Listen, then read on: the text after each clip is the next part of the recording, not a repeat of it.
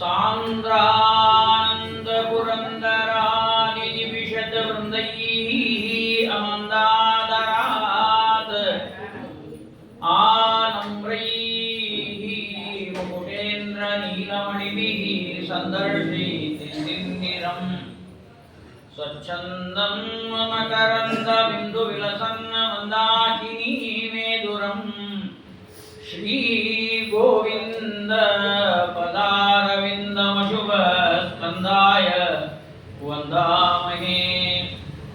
गंगा गीता च गायत्री गोविन्देति चतुष्टये चतुर्गकार संयुक्ते पुनर्जन्म न विद्यते।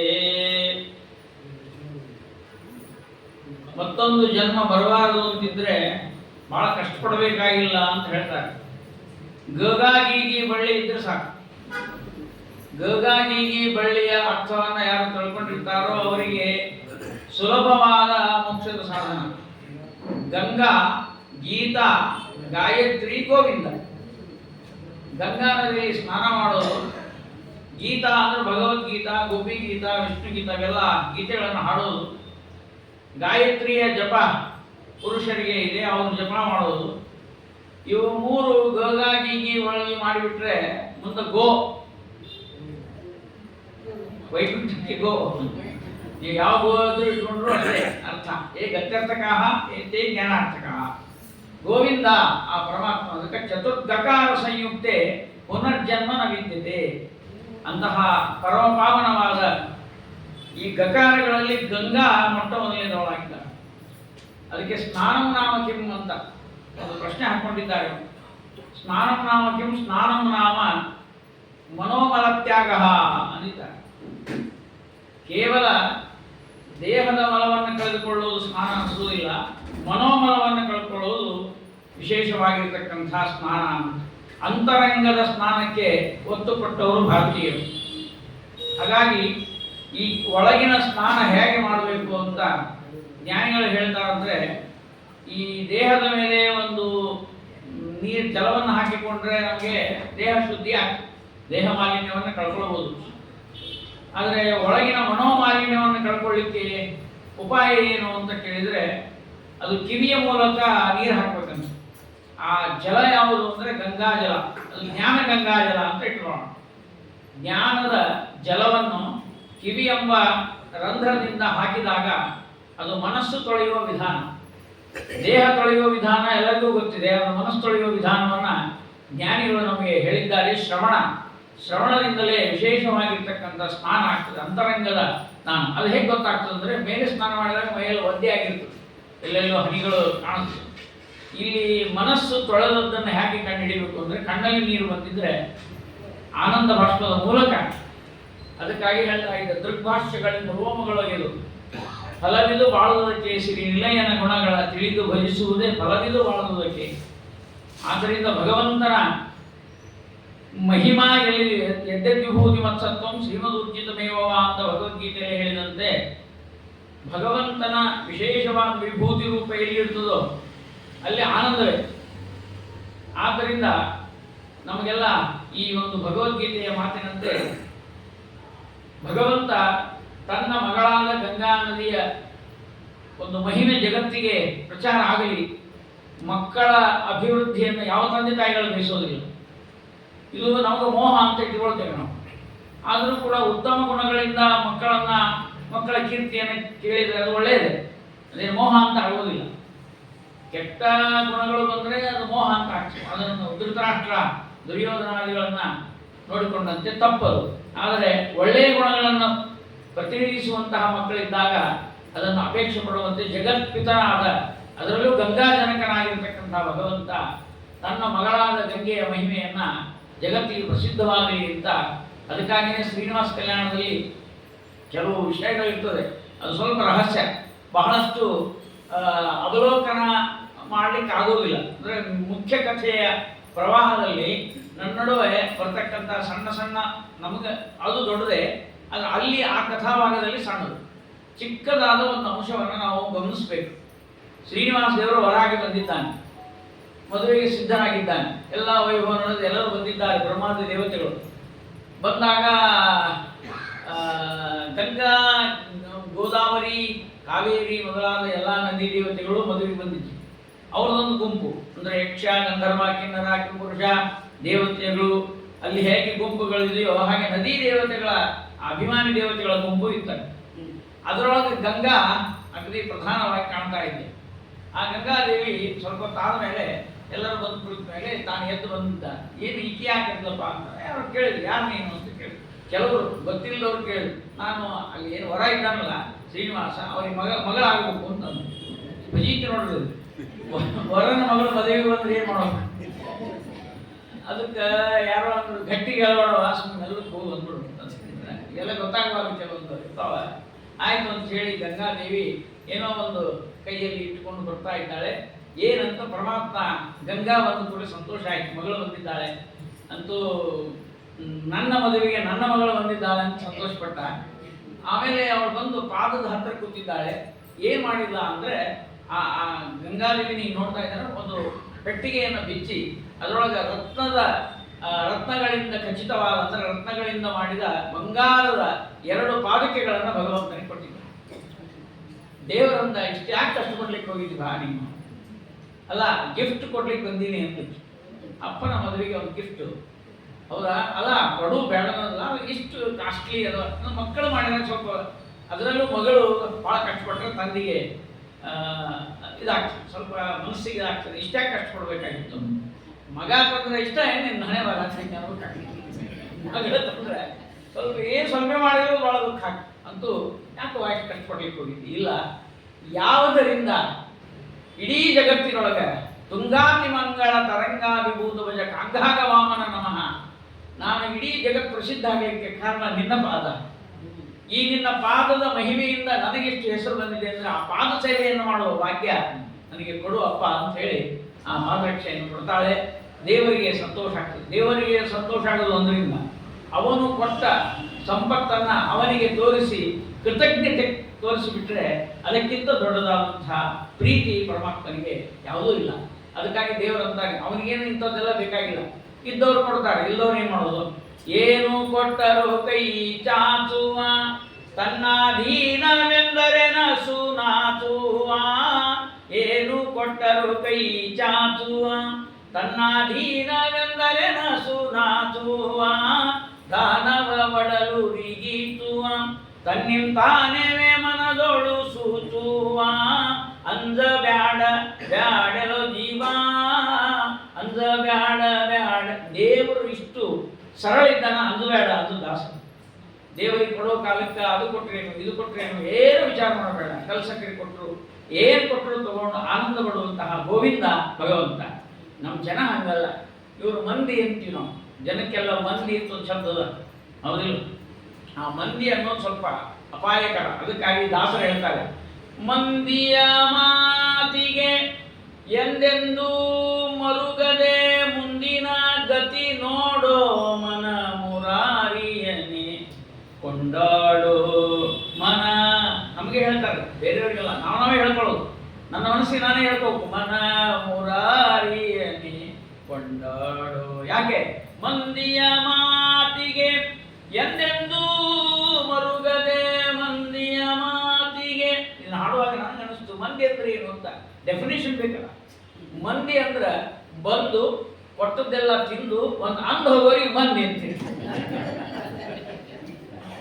ಬೇಕಾದ ಮಾಡಿ ಬಿಡೋದು ಏನಾರ. ಅದಕ್ಕೆ ಬಂದು ನಾವು ಕೊಟ್ಟದ್ದನ್ನು ತಿಂದು ಆನಂದ ಪಡುವವನು ಗೋವಿಂದ ಒಬ್ಬನೇ ಜಗತ್ತಿನ. ಅದಕ್ಕೆ ಅಂಜಬೇಡ, ದೇವರ ಪೂಜೆ ಮಾಡಬೇಕಾಗುತ್ತೆ. ಹೀಗಾಗಿ ಗಂಗಾದೇವಿ ಆ ಭಗವಂತನಿಗೆ ಆ ರೀತಿಯಾಗಿರ್ತಕ್ಕಂಥ ಅದನ್ನು ಹಾಕ್ಕೊಂಡು ಓಡಾಡ್ತಾನೆ. ಶ್ರೀನಿವಾಸ ಕಲ್ಯಾಣದಲ್ಲಿ ಒಂದು 4 ಹೆಜ್ಜೆ ಹೋಗುವುದಂದ್ರೆ ನನ್ನ ಮಗಳು ಕೊಟ್ಟಾಳ ನೋಡ್ರಿ ಅಂತ ಎಲ್ಲರಿಗೂ ತೋರಿಸ್ತಾನಂತೆ. ಇಂಥವೆಲ್ಲ ವೆಂಕಟೇಶ ಮಹಾತ್ಮೆಯಲ್ಲಿ ಬಹಳ ಸೂಕ್ಷ್ಮವಾದ ಒಂದು ಸಂದರ್ಭ. ಅಂತಹ ಭಗವಂತ ಗಂಗಾ ಜನಕನಾಗಿ ಆ ಗಂಗೆಯನ್ನು ಜಗತ್ತಿಗೆ ತಂದು ಕೊಟ್ಟಿದ್ದಾನೆ. ಗಂಗಾದೇವಿ ಬಂದಿದ್ದಾಳೆ. ನಿನ್ನೆ ನಾವು ನೋಡಿದಂತೆ ಗಚ್ಚತಿ ಗಾಮ್ ಇತಿ ಗಂಗಾ. ಗಂಗಾ ಅಂದರೆ ಗಚ್ಚತಿ, ಹೋಗುತ್ತಾಳೆ. ಎಲ್ಲಿಗೆ? ಗಾಮ್, ಭೂಮಿಯನ್ನು ಕುರಿತು ಹೋಗುತ್ತಾಳೆ. ಯಾಕೆ ಅಂದರೆ ಇಲ್ಲಿ ಭೂಮಿಯಲ್ಲಿ ಇದ್ದವರನ್ನ ಗಮಯತಿ, ಕಳಿಸ್ತಾ ಇದ್ದಾರೆ. ಅದರಲ್ಲಿ ಅರ್ಥ ಇದೆ. ಅಂದರೆ ಗಾಮ್ ಅಂದರೆ ಸ್ವರ್ಗ, ಗಾಂ ಸ್ವರ್ಗಂ ಗಮಯತಿ. ಗಮಯತಿ ಅಂದ್ರೆ ನಮ್ಮನ್ನೆಲ್ಲ ಕಳಿಸೋ ಪ್ರಾಜೆಕ್ಟ್ ಹಾಕೊಂಡು ನಾವು ಮೊಟ್ಟ ಮೊದಲನೇ LIC ಏಜೆಂಟ್ ಅಂದ್ರೆ ಇವಳೆ. ಯೋಗಕ್ಷೇಮಂ ವಹಾಮ್ಯಹಂ ಅಂತಾರೆ ನೋಡಿ ಅವರು. ಅವ್ರು ಯೋಗಕ್ಷೇಮ ಮಾತ್ರ ಪಾಲಿಸಿ ಇಟ್ಕೊಂಡಿರ್ತಾರ. ಅವ್ರದ್ದು ಪಾಲಿಸಿ, ಈಗಿನ ಪಾಲಿಸಿ ಏನಂದ್ರೆ ಕೆಳಗಿದ್ದವರನ್ನ ಮೇಲೆ ಕರ್ಕೊಂಡು ಹೋಗ್ಲಿಕ್ಕೆ. ಜಗಜ್ಜನನಿ ಜಾಹ್ನವಿ ಜಗಜ್ಜನನಿ ಜಾಹ್ನವಿ ತ್ವಯಿ ನಿಮಜ್ಜತಾಂ ಜನ್ಮಿನಾಂ. ನಿನ್ನ ನೀರಿನಲ್ಲಿ ಮುಳುಗುತ್ತಿದ್ದಲ್ಲ, ನಿಮಜ್ಜತಾಂ ಜನ್ಮಿನಾಂ ತ್ವಮಚ್ಯುತ ಪದಚ್ಯುತಾಪಿ. ನಿಂದೇನಾಗಿದೆ ಅಂದ್ರೆ ಅಚ್ಯುತನ ಪಾದದಿಂದ ಚ್ಯುತಳಾಗಿ ಕೆಳಗೆ ಬಂದಿದ್ದೀನಿ. ಆದರೆ ಸ್ನಾನ ಮಾಡಿದವರಿಗೆಲ್ಲ ಎಲ್ಲಿ ಕಳಿಸ್ತಿದ್ರು? ಅಚ್ಯುತನ ಪಾದಕ್ಕೆ ಕಳಿಸ್ತಾ ಇದ್ದೀನಿ. ತಮಚ್ಯುತ ಪದಚ್ಯುತಾಪಿ ಪರಮಚ್ಯುತಂ ದಾಸ್ಯಸಿ. ಇದು ನಿನ್ನ ಮಹಿಮೆ ಅಂತ ಈ ರೀತಿಯಾಗಿ ವರ್ಣನೆ ಮಾಡ್ತಾರೆ. ಸದಾ ಶಿವ ಶಿರಸ್ಥಿತೆ ಶಿವಕರೀತಿ ಕಿಂ ಬ್ರೂಮಿ. ಸದಾ ಶಿವ ಶಿರಸ್ಥಿತೆ, ಆ ಮಹಾದೇವರ ತಲೆ ಮೇಲೆ ಇರುವವಳೆ. ಶಿವಕರೀತಿ ಕಿಂ ಬ್ರೂಮಿ, ಯಾರ ಜೊತೆ ವಾಳ್ತಿ ಅದೇ ಸ್ವಭಾವ ಬರ್ತದೆ. ಅದಕ್ಕೆ ಶಿವನ ಜೊತೆಗಿದ್ದು ಮಂಗಳ ಮಾಡುವಂತಹ ಸ್ವಭಾವ ನಿನ್ನಲ್ಲಿ ಬಂದಿದೆ ಅಂತ ಈ ರೀತಿಯಾಗಿ ಆ ತಾಯಿ ನಮಗೋಸ್ಕರವಾಗಿ ಅಲ್ಲಿಗೆ ಬಂದಿದ್ದಾಳೆ. ವಾದರಾಜ ಸ್ವಾಮಿಗಳು ತೀರ್ಥ ಪ್ರಬಂಧದಲ್ಲಿ ಗಂಗೆಯನ್ನು ನೋಡ್ತಾ ಬರ್ತಾ ಇದ್ದಾನೆ. ಶಿಷ್ಯರನ್ನು ಕರ್ಕೊಂಡು ಬರ್ತಾ ಇದ್ರು. ಅವ್ರದಂತೂ ಪೂರ್ಣ ಭಾವ ಪ್ರಪಂಚ. ಯಾಕಂದ್ರೆ ವಾದಿರಾಜ ತೀರ್ಥ ಶ್ರೀಪಾದಂಗಳವರು, ಶ್ರೀಪಾದರಾಜರು, ವ್ಯಾಸರಾಜರು, ವ್ಯಾಸರಾಜರ ಮತ್ತು ನಮ್ಮ ಇವರು ರಾಘವೇಂದ್ರ ತೀರ್ಥ ಶ್ರೀಪಾದಂಗಳವರು, ಇವರೆಲ್ಲ ಎಲ್ಲ ಯತಿಗಳು ವರೇಣ್ಯರೇನಿದ್ದಾರೆ ಇವರೆಲ್ಲ ಎರಡು ತರಹದ ವ್ಯಕ್ತಿಗಳು. ಒಂದು ಶಾಸ್ತ್ರ ಪ್ರಪಂಚದಲ್ಲಿ ಆಳವಾದ ಅಧ್ಯಯನ ಮಾಡಿದವರು, ಸ್ವಯಂ ಅದ್ಭುತವಾದ ಪ್ರತಿಭಾವಂತರು, ಜೊತೆಗೆ ಕವಿಗಳು ಹೌದು, ಯತಿಗಳು ಹೌದು, ವೇದಾಂತಿಗಳು ಹೌದು. ಶಾಸ್ತ್ರ ಪ್ರಪಂಚದಲ್ಲಿ ಅತ್ಯಂತ ಆಳವಾದ ಅಧ್ಯಯನ ಮಾಡಿದವರ ಜೊತೆಗೆ ಸಂಗೀತ ಬಂದದ್ದೇ ವಿಚಿತ್ರ ನೋಡ್ರಿ. ಇಂಥವರೆಲ್ಲ ಕೆಲವರಿದ್ದಾರೆ. ಅದೆರಡು ಬರೋದಿಲ್ಲ. ಶಾಸ್ತ್ರ ಇದ್ರೆ ಸಂಗೀತ ಬರೋದಿಲ್ಲ, ಸಂಗೀತ ಇದ್ರೆ ಶಾಸ್ತ್ರ ಬರೋದಿಲ್ಲ. ಈಗ ಬಾಲಿಮುರಳಿ ಕೃಷ್ಣ ಅವ್ರನ್ನ ಕರ್ಕೊಂಡು ಕರೆದು ನೀವು ಪ್ರವಚನ ಹೇಳ್ರಿ ಮದ್ದು ಸಂಘದಲ್ಲಿ ಅಂದ್ರೆ ಏನು ಮಾಡೋದು?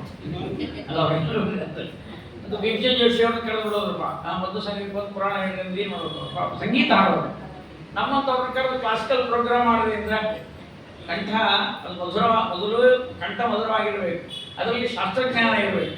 ಆದ್ದರಿಂದ ಎರಡೂ ಪ್ರಪಂಚ ಬೇರೆ ಬೇರೆ ಆದರೂ ಸಹಿತ ಇಂಥ ಮಹನೀಯರು ನಮ್ಮ ಮಾಧ್ವರಲ್ಲಿ ಮತ್ತು ಮಧ್ವಾಚಾರ್ಯರ ಪರಂಪರೆಯಲ್ಲಿ ಬಂದಿದ್ದಾರಂದರೆ ನಾವೆಲ್ಲ ಹೆಮ್ಮೆ ಪಡಬೇಕು. ಅದಕ್ಕೂ ಇನ್ನೊಂದು ಕಾರಣ ಇದೆ. ಯಾರ್ಯಾರಲ್ಲಿ ವಾಯುದೇವರ ವಿಶೇಷವಾದ ಸನ್ನಿಧಾನ ಇದೆಯೋ ಅವರಿಗೆ ವಿಶೇಷವಾಗಿ ಸಂಗೀತವೂ ಬರ್ತದೆ. ಅಂದರೆ ಬರಲಾದವರೆಲ್ಲ ಇಲ್ಲ ಅಂತ ತಿಳ್ಕೊಳ್ಬಾರ್ದು, ಅದರ್ಥ ಅಲ್ಲ. ಅವರಿಗೆ ಶಾಸ್ತ್ರಜ್ಞಾನ ಇರ್ತದೆ, ಶಾಸ್ತ್ರ ಪಾಂಡಿತ್ಯದಿಂದ ದೊಡ್ಡವರೇ ಅವರು. ಆದರೆ ಇದೊಂದು ವಿಶೇಷ ಬರೋದೇನಿದೆಯಲ್ಲ, ಅದು ವಾಯುದೇವರ ಉಪಾಸನೆಯಿಂದ ಬರ್ತಕ್ಕಂಥದ್ದು. ಅದಕ್ಕೆ ನಮ್ಮ ರಾಘವೇಂದ್ರ ತೀರ್ಥ ಶ್ರೀಪಾದಂಗಳವರಿಗೆ ಶ್ಲೋಕ ಮಾಡಿದ್ದಾರೆ ಅಪ್ಪಣಾಚಾರ್ಯರು. ಸಾಲಂಕಾರಕ ಕಾವ್ಯ ನಾಟಕ ಕಲಾ ಕಾಣಾದ ಅಂದ್ರೆ ತರ್ಕಶಾಸ್ತ್ರ, ಪಾತಂಜಲ ವ್ಯಾಕರಣ, ತ್ರಯ್ಯರ್ಥ ವೇದಗಳು, ಸ್ಮೃತಿ ಗ್ರಂಥಗಳು, ಜೈಮಿನೀಯ ಮೀಮಾಂಸಾ, ಕವಿತಾ, ರಾಮಚಾರಿತ್ರಮಂಜರಿ, ಕೃಷ್ಣಚಾರಿತ್ರಮಂಜರಿ ಮೊದಲಾದ ಕವಿತಾಗಳು, ಸಂಗೀತ ಪಾರಂಗತಃ. ಇಂದು ಎನಗೆ ಗೋವಿಂದ ಎನ್ನುವ ಪದ್ಯವನ್ನು ಬರೆದ ಮಹನೀಯರು ಇವರಂತೆ ಹಿಂದಿನವರೆಲ್ಲರೂ ಕೂಡ ನಾವು ಈ ಶ್ಲೋಕದಲ್ಲಿ ಅನ್ವಯ ಮಾಡ್ಕೊಳ್ಬಹುದು.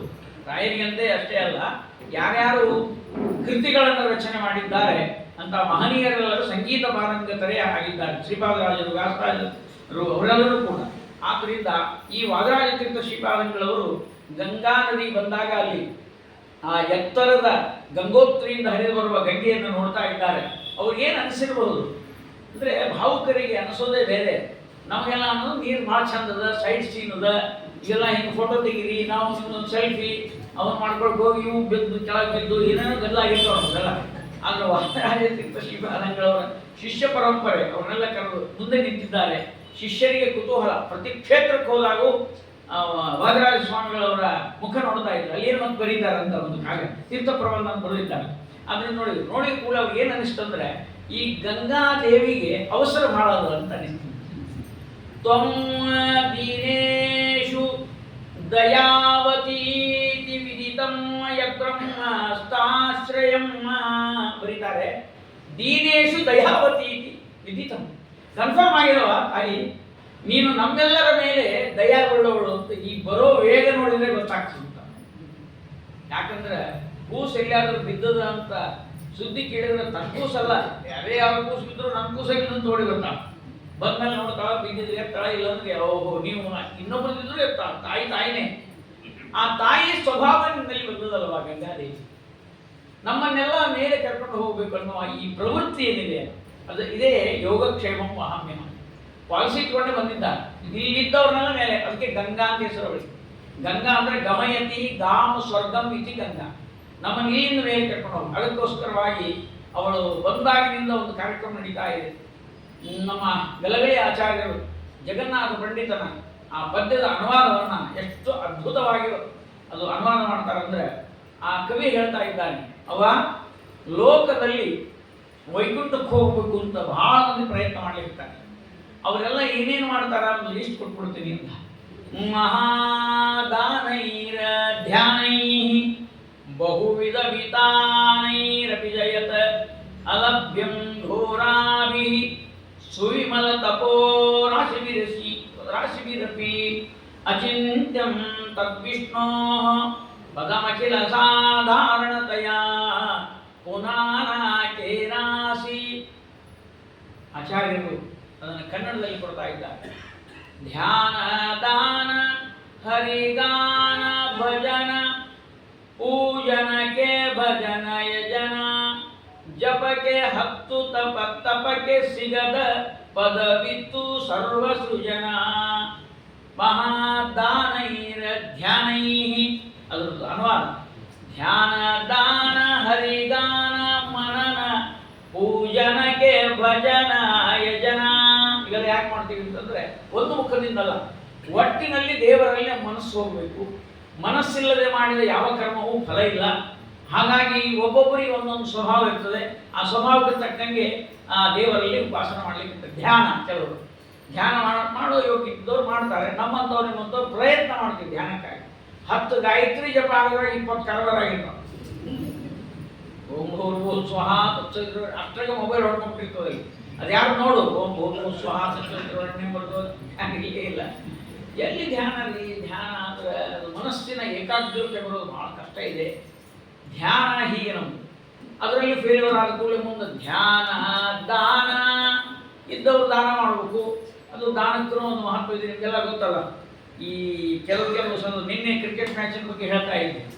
ಅಲ್ಲಿ ಸ್ವಲ್ಪ ಒಂದು ಅಂಶ ಬಿಟ್ಟಿದ್ದೆ ಅಂತ ಹೇಳ್ತೇನೆ.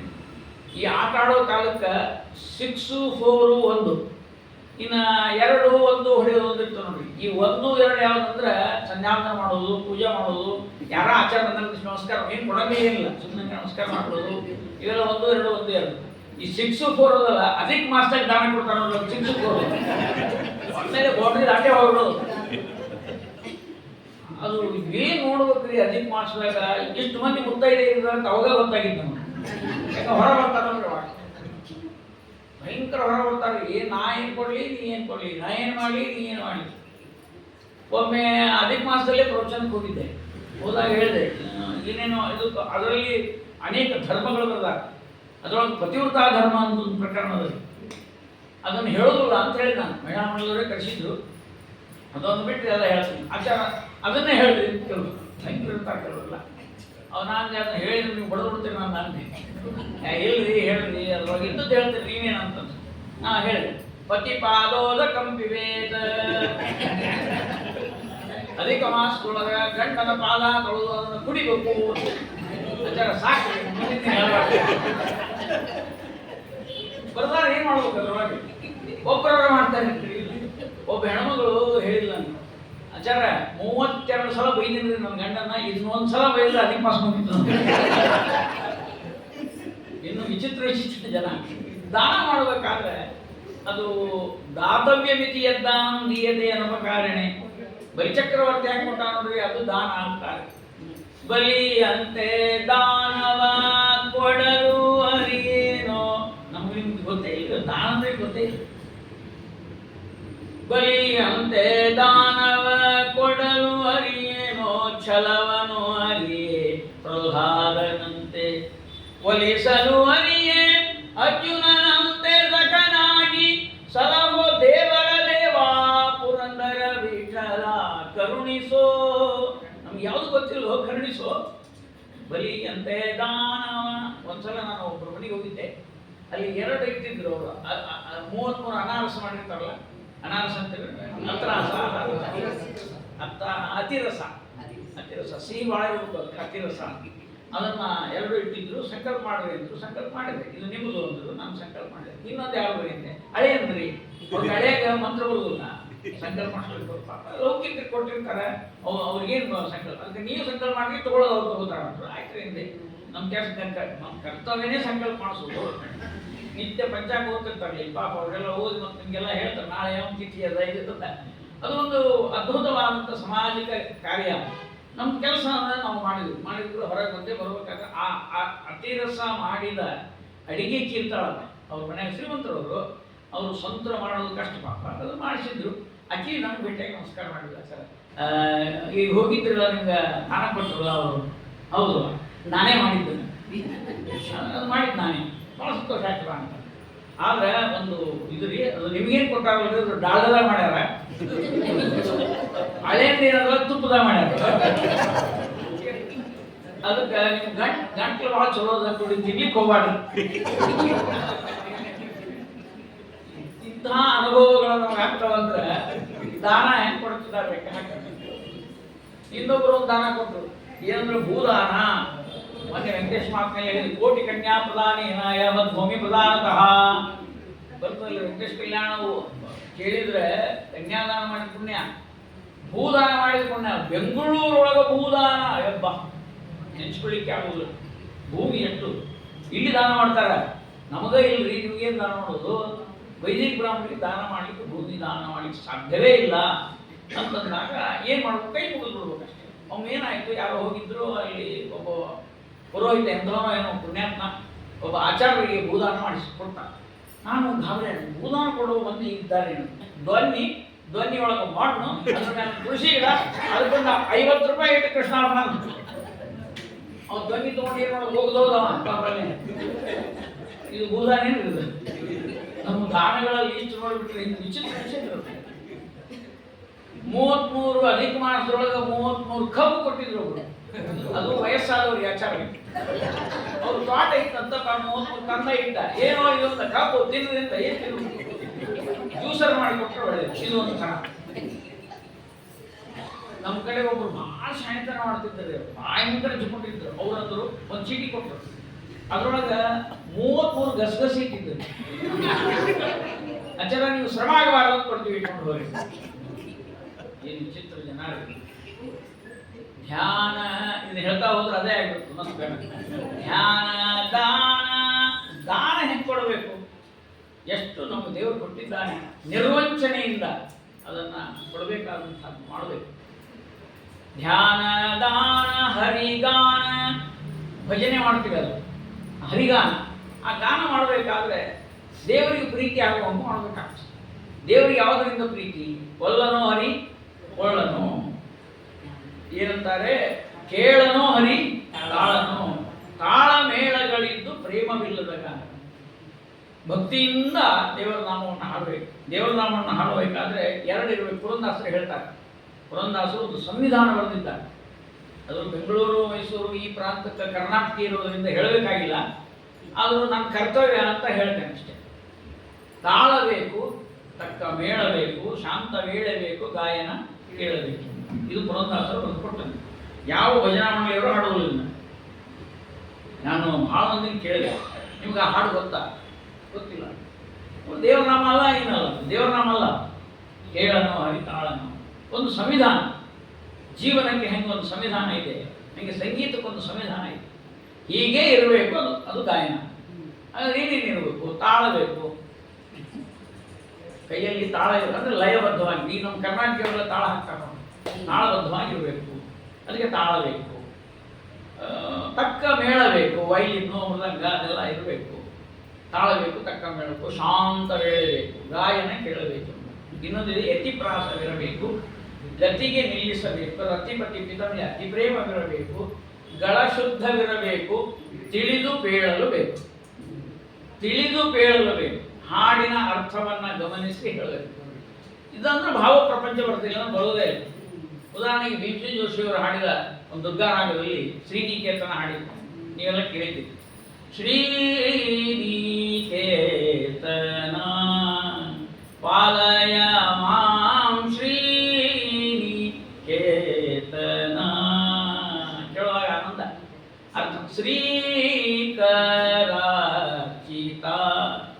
ಪದಾಬ್ಜ ಪರಾಕು ಅಚ್ಯುತ ಶೋಕ ವಿನಾಶ ವಿಶೋಕ ಜನಕ ಹೃದ್ವ್ಯಾಕುಲ ಕಳೆಯ ಕೃಪಾಕರ ಒಲಿದು ಶ್ರೀ ಚೇತನ. ಶೋಕ ವಿನಾಶ ಎಲ್ಲರಿಗೂ ಅರ್ಥ ಅಷ್ಟು. ವಿಶೋಕ ಜನಕ ಅಂದ್ರೆ ಎಲ್ಲಿ ತಿಳ್ಕೊಂಡ್ಬರ್ಬೇಕು? ಜಗನ್ನಾಥದಾಸರು ಗದ್ದೆ ಹಿಡಿಸಿದ್ರು. ವಿಶೋಕನ ತಂದೆ. ವಿಶೋಕ ಯಾರು ಅಂತ ಹುಡುಕ್ಬೇಕಲ್ಲ. ಕೃಷ್ಣ ಕುಬ್ಜೆಯನ್ನ ಮದುವೆ ಮಾಡಿಕೊಂಡ, ಗಂಧ ಕೊಟ್ಟ ಕುಬ್ಜೆಯನ್ನು ಮದುವೆ ಮಾಡಿಕೊಂಡ. ಆ ಕುಬ್ಜೆಯ ಮಗನೇ ವಿಶೋಕ. ಆ ವಿಶೋಕನ ಜನಕ ಅಂತ ಹೇಳ್ತಾರೆ. ಕೃಷ್ಣಾವತಾರಕ್ಕೆ ಹೋಗಿ, ದಶಾವತಾರಕ್ಕೆ ಹೋಗಿ, ಅಲ್ಲಿ ಕೃಷ್ಣಾವತಾರಕ್ಕೆ ಮದುವೆ ಮಾಡ್ಕೊಂಡು ಇಷ್ಟೆಲ್ಲ ಒಳಗೆ ಹೋದ್ರೆ ಅರ್ಥ ಆಗ್ತದೆ ಅಂತ ಆಗುದೇ. ಅದರಿಂದ ಹಾಡಿನ ಅರ್ಥವನ್ನು ಮಾಡಿಕೊಂಡು ಹಾಡಿದರೆ ನಮ್ಮಲ್ಲಿ ಅರ್ಥ ಮಾಡಿಕೊಂಡು ಹಾಡೋರು ಕಡಿಮೆ ಆಗ್ಯಾರ, ಅರ್ಥ ಮಾಡ್ಲಿಕ್ಕೆ ಹಾಡೋರು ಭಾಳದೇ. ಅದು ಕಷ್ಟ. ಏನಾರ ಮಾಡಿ ಅದೊಂದು ಉದ್ಯೋಗ ಅಂತ ಮಾಡ್ಕೊಳ್ಳೋದಲ್ಲ, ಉದ್ಯೋಗ ಆಗಬೇಕು. ಅದೊಂದು ಯೋಗ. ಭಗವಂತನನ್ನ ಸಮೀಪದಿಂದ ತಂದು ನಿಲ್ಲಿಸಿ ಅವನನ್ನು ನೋಡುವ ಯೋಗ ಏನಿದೆಯಲ್ಲ, ಇದು ಯೋಗೆ, ಅದು ಉದ್ಯೋಗ ಆಗಬೇಕೆ ಹೊರತು ಈ ಉದ್ಯೋಗ ಆಗಬಾರ್ದು. ದಾಸರ ಅದಕ್ಕೋಸ್ಕರವಾಗಿ ದಾಸರ ಪರಂಪರೆಯೇ ಆಗಿತ್ತು. ದಾಸರಂದ್ರೇನು? ಜ್ಞಾನ, ಭಕ್ತಿ, ವೈರಾಗ್ಯ. ಇವು ಮೂರನ್ನು ಆಸ್ತಿ ಮಾಡ್ಕೊಂಡವರೇ ದಾಸರು. ಅವು ಬಿಟ್ಟರೆ ಯಾವ ಆಸ್ತಿನೂ ಇರ್ತಿದ್ದಿಲ್ಲ. ಪುರಂದಾಸರು ಆಸ್ತಿ ಮಾಡಲಿಲ್ಲ, ವಿಜಯದಾಸರು ಮಾಡಲಿಲ್ಲ, ಗೋಪಾಲದಾಸರು ಮಾಡಲಿಲ್ಲ. ಯಾವ ಹರಿದಾಸರು ಮಕ್ಕಳು ಮೊಮ್ಮಕ್ಕಳಿಗೆ ಪರಂಪರೆ ಇವತ್ತಿನ ತನಕನೂ ಅಂದ್ರೆ ಕೆಲವು ಮಂತ್ರಗಳಿದ್ದು ನಮ್ಮಲ್ಲೆಲ್ಲ. ಪಂಡಿತರ ಮಂತ್ರನ ಇತ್ತು, ದಾಸ ನಾಯಕರ ಮಂತ್ರನ ಇತ್ತು, ಬೇರೆ ಬೇರೆ ವೃತ್ತಿಗಳೆಲ್ಲ ಇದ್ರು. ಅವರಿಗೆಲ್ಲ ಹೊಲಗಳು ನಮ್ಗೇನ್ರಿ, ನಮ್ಮ ಹಿರಿಯರು ಸಾವಿರಾರು ಎಕರೆ ಜಮೀನ ಕೊಡ್ತಿದ್ರೆಲ್ಲ ಹಿಂದಕ್ಕೆ. ಈ ಹೋಗ್ಯಾವ ಬಿಡ್ರಿ ಎಲ್ಲ ಅಂತ ಹೇಳಿ ನಾವು ಹೇಳಬಹುದು. ಆದರೆ ಶ್ರೀನಿವಾಸ ನಾಯಕರು ತಮಗಿರುವ ನವಕೋಟಿ ನಾರಾಯಣ ಪ್ರಸಿದ್ಧ ಆದರೂ ತುಳಸಿ ಪತ್ರ ಇಟ್ಟು ಕೃಷ್ಣಾರ್ಪಣ ಅಂತ ಹೊರ ಬಂದ ಮೇಲೆ ಅವರು ದಾಸರಾಗ. ನಾಯಕರು ಬೇರೆ, ದಾಸರು ಬೇರೆ. ಶ್ರೀನಿವಾಸ ನಾಯಕರ ಆರಾಧನೆ ಯಾರು ಮಾಡೋದಿಲ್ಲ. ಮಾಡ್ತೀರೇನು? ಯಾರು ಶ್ರೀನಿವಾಸ ನಾಯಕರ ಆರಾಧನೆ ಮಾಡೋ ಅದೇ ಅವರೇ ಪುರಂದರದಾಸರ ಆರಾಧನೆ ಮಾಡ್ತೇವೆ. ಅಂದ್ರೆ ನಾಯಕರಿದ್ದವರು ಆರಾಧನೆ ಮಾಡೋ ಸಂಪ್ರದಾಯ ನಮ್ಮಲ್ಲಿ ಇಲ್ಲ. ಎಲ್ಲ ಬಿಟ್ಟವರ ಆರಾಧನೆ ಮಾಡ್ತಾರೆ. ಎಲ್ಲ ಇಟ್ಟುಕೊಂಡವರ ಆರಾಧನೆ ನಮ್ಮಲ್ಲಿ ಸಂಪ್ರದಾಯ ಇಲ್ಲ. ಆದ್ದರಿಂದ ದಾಸ ಪರಂಪರೆಯಲ್ಲಿ ಬಡತನವನ್ನೇ ಭಾಗ್ಯ ಅಂತ ತಿಳ್ಕೊಂಡವರು. ಇಂಥ ಅದ್ಭುತವಾದ ಪರಂಪರೆಯನ್ನು ನಾವು ನೋಡುವಾಗ ಧ್ಯಾನ, ದಾನ, ಹರಿಗಾನ. ಹರಿಗಾನ ಅದು ಹರಿಗೆ ಪ್ರೀತಿ ಆಗುವ ರೀತಿಯಲ್ಲಿ ನಾವು ಮಾಡಬೇಕು. ಒಂದು ಭಜನೆಗೆ ಹೋಗಿದ್ದೆ, ಅಲ್ಲಿ ತ್ರಿತಾಳದಾಗ ಹಾಡ್ತಾ ಇದ್ರು. ಹಾಡು ತ್ರಿತಾಳದ ಇತ್ತಕ್ಕಿ ಜಪ್ತಾಳದಾಗ ಬರ್ತಿದ್ಲು. ಏನೋ ಒಟ್ಟು ಅದಕ್ಕೂ ಇದಕ್ಕೂ ಸಂಬಂಧ ಇರಲಿಲ್ಲ. ನಾ ಹೇಳಿದ್ರೆ ಅವ್ರು ಏನ್ರಿ ತಪ್ಪ ಸ್ವಲ್ಪ ಹೇಳ್ರಿ ಅವರಿಗೆ. ಇಲ್ಲೋ ಪ್ರೆಸಿಡೆಂಟ್ ರೀ ನಮ್ಮ ಭಜನೆ ಮಾಡ್ಲಿಕ್ಕೆ ಏನು ಮಾಡ್ಲಿಕ್ಕೆ ಆಗೋದಿಲ್ಲ.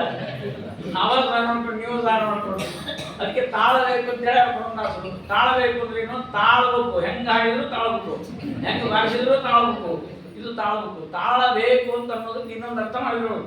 ನಾನು ಹಂಗಲ್ರಿ, ಹಾಡುವಾಗ ಏನಿರಬೇಕು ಅಂತ ಒಂದೇ ಮಾತು ಹೇಳುವಾಗ ಅಳಬೇಕಂತ. ಹಾಡುವವನ ಕಣ್ಣಲ್ಲಿ ನೀರು ಬಂದರೆ ಕೇಳೋರ ಕಣ್ಣಲ್ಲೂ ನೀರು ಬರುತ್ತದೆ. ಆನಂದ ಬಾಷ್ಪಗಳು ಬರಬೇಕು. ಈಗ ಹರಿಗಾನಕ್ಕೂ ನಾವು ಸೋತ್ಬಿಟ್ಟಿದ್ದೇವೆ. ಧ್ಯಾನ, ದಾನ, ಹರಿಗಾನ, ಭಜನ, ಮನನ, ಪೂಜನಕ್ಕೆ ಭಜನ. ಪೂಜನ ಪೂಜೆ ಮಾಡಲು ಕಂಡಗೋದು ಬೀಳಲು ಬೀಜ ಮಾತಿನ ಬಲಸಹಜದೊರೆಯಲು ಗಂಗೆ ತಿಂದರೆ ಮಲವು ಇಂಗಿತಲ್ಲದೆ ರಂಗನುಲಿಯನು ಭಕ್ತರ ಸಂಘ ದೊರಕದೆ. ಎಷ್ಟು ಚಂದ ಬರುದಾರ ನೋಡಿ ನಮಗೆಲ್ಲ. ಆದ್ದರಿಂದ ಇದು ಯಾವುದೂ ಸಾಧ್ಯ ಇಲ್ಲ. ಅದಕ್ಕೆ ಗಂಗಾದೇವಿ ಹೇಳ್ತಾ ಅಂತ, ಹಂಗಾರೆ ನಿಮ್ಗೆ ಏನೂ ಆಗಿಲ್ಲ ಅಂದ್ರೆ ಇಲ್ಲಿ ಬಂದ್ಬಿಡ್ರಿ ನನ್ನ ಹತ್ರ. ಜಪಕ್ಕೆ ಹತ್ತು ತಪಕ್ಕೆ ಸಿಗದ ಪದವಿತ್ತು ಸರ್ವ ಸೃಜನ. ಇದರಿಂದ ನಿಮ್ಗೆ ಏನು ಪದ ಬೇಕಾಗಿತ್ತು ಆ ಸ್ಥಾನ ಕೊಡ್ಲಿಕ್ಕೆ ನಾನು ಸಿದ್ಧವಾಗಿದ್ದೇನೆ, ಬಂದ್ಬಿಡ್ರಿ ಅಂತ ಹೇಳ್ತಾ ಅಂತೆ. ನೀರಗುಂಟ ಆಚಾರ ಬರೀತಾರೆ, ಕೆಳಗಡೆ ಆಚಾರರು. ನೀರಗುಂಟ ವೈಕುಂಠ ಕೆಲ್ಲ ಉತ್ತು ಕಂಠಿ ತುಂಟ ಶುಂಠ. ಅವನ್ ತುಂಟರ ಇರಲಿ ಶುಂಠರ ಇರಲಿ, ನೀರು ಗುಂಟ ಸ್ನಾನ ಮಾಡೋದು, ವಿಮಾನ ಬರೋದು, ಸ್ವರ್ಗಕ್ಕೆ ಹೋಗೋದು, ಮೋಕ್ಷಕ್ಕೆ ಹೋಗೋದು. ನೀರಗುಂಟ ವೈಕುಂಠ ಕೆಲ್ಲ ಉತ್ತು ಕಂಠಿ ತುಂಟ ಶುಂಠ. ವಯ್ಯಬಲ್ಲ ನಿನಗಿಲ್ಲ ಇಲ್ಲಿ ದೃಷ್ಟಾಂತ ಕವಿಯ ಕುಂಠ. ದೃಷ್ಟಾಂತ ಇಲ್ಲ. ಗಂಗಾ ನದಿಗೆ ಒಂದು ಏನಾದರೂ ದೃಷ್ಟಾಂತ ಕೊಡೋಣ, ಉಪಮಾ ಕೊಡೋಣ ಅಂದ್ರೆ ಒಂದು ಉಪಮೆಯೂ ನಮ್ಗೆ ಸಿಕ್ಕಿಲ್ಲ. ಕವಿಗೆ ಮೂಕಾಗಿ ಕೂತ್ಬಿಟ್ಟಾನೆ. ಏನ್ ಮಾಡೋದು? ಹರಿಯ ಪಾದ ತಳ ತೊಳೆದು ತೀರ್ಥ ಪಾವಿತ್ರ ಪಡೆದರ್ಯಾರು ಯಾರಿಗೆಂದು ಹೋಲಿಸಲಿ ನಿನ್ನ ಕವಿವಾಣಿ ಜಾಣೆ ತೋರು. ಬೇಕಾ ಕವಿ ಇರಲಿ, ಅದ್ರ ವರ್ಣನೆ ಮಾಡ್ಲಿಕ್ಕೆ ಆಗೋದಿಲ್ಲ. ಅದ್ಭುತ. ಅಚಿಂತ್ಯಂ ತದ್ವಿಷ್ಣೋ ಪದಮಕಿಲ ಸಾಧಾರಣತೆಯ ಅದ್ಭುತವಾದ ವೈಕುಂಠವನ್ನು ಕೊಡುವ ನಿನ್ನ ಆ ಉಪಕಾರ ಬಹಳ ದೊಡ್ಡದಿದೆ. ಆದ್ದರಿಂದ ಗಂಗಾದೇವಿ ಹೇಳ್ತಾ ಇದ್ದಾರೆ, ನನ್ನ ಹತ್ರ ಬರ್ರಿ, ನಾನು ನಿನ್ನನ್ನು ಕರ್ಕೊಂಡು ಹೋಗ್ತೀನಿ. ಹೀಗೆ ಕೆಲವರು ಸ್ವರ್ಗಕ್ಕೆ, ಕೆಲವರು ವೈಕುಂಠಕ್ಕೆ ಅವರವರ ಒಂದು ಸಾಧನೆಯ ಒಂದು ಇದನ್ನು ನೋಡಿಕೊಂಡು ಗಂಗಾದೇವಿ ಕಳಿಸ್ತಾ ಇದ್ದಾಳೆ.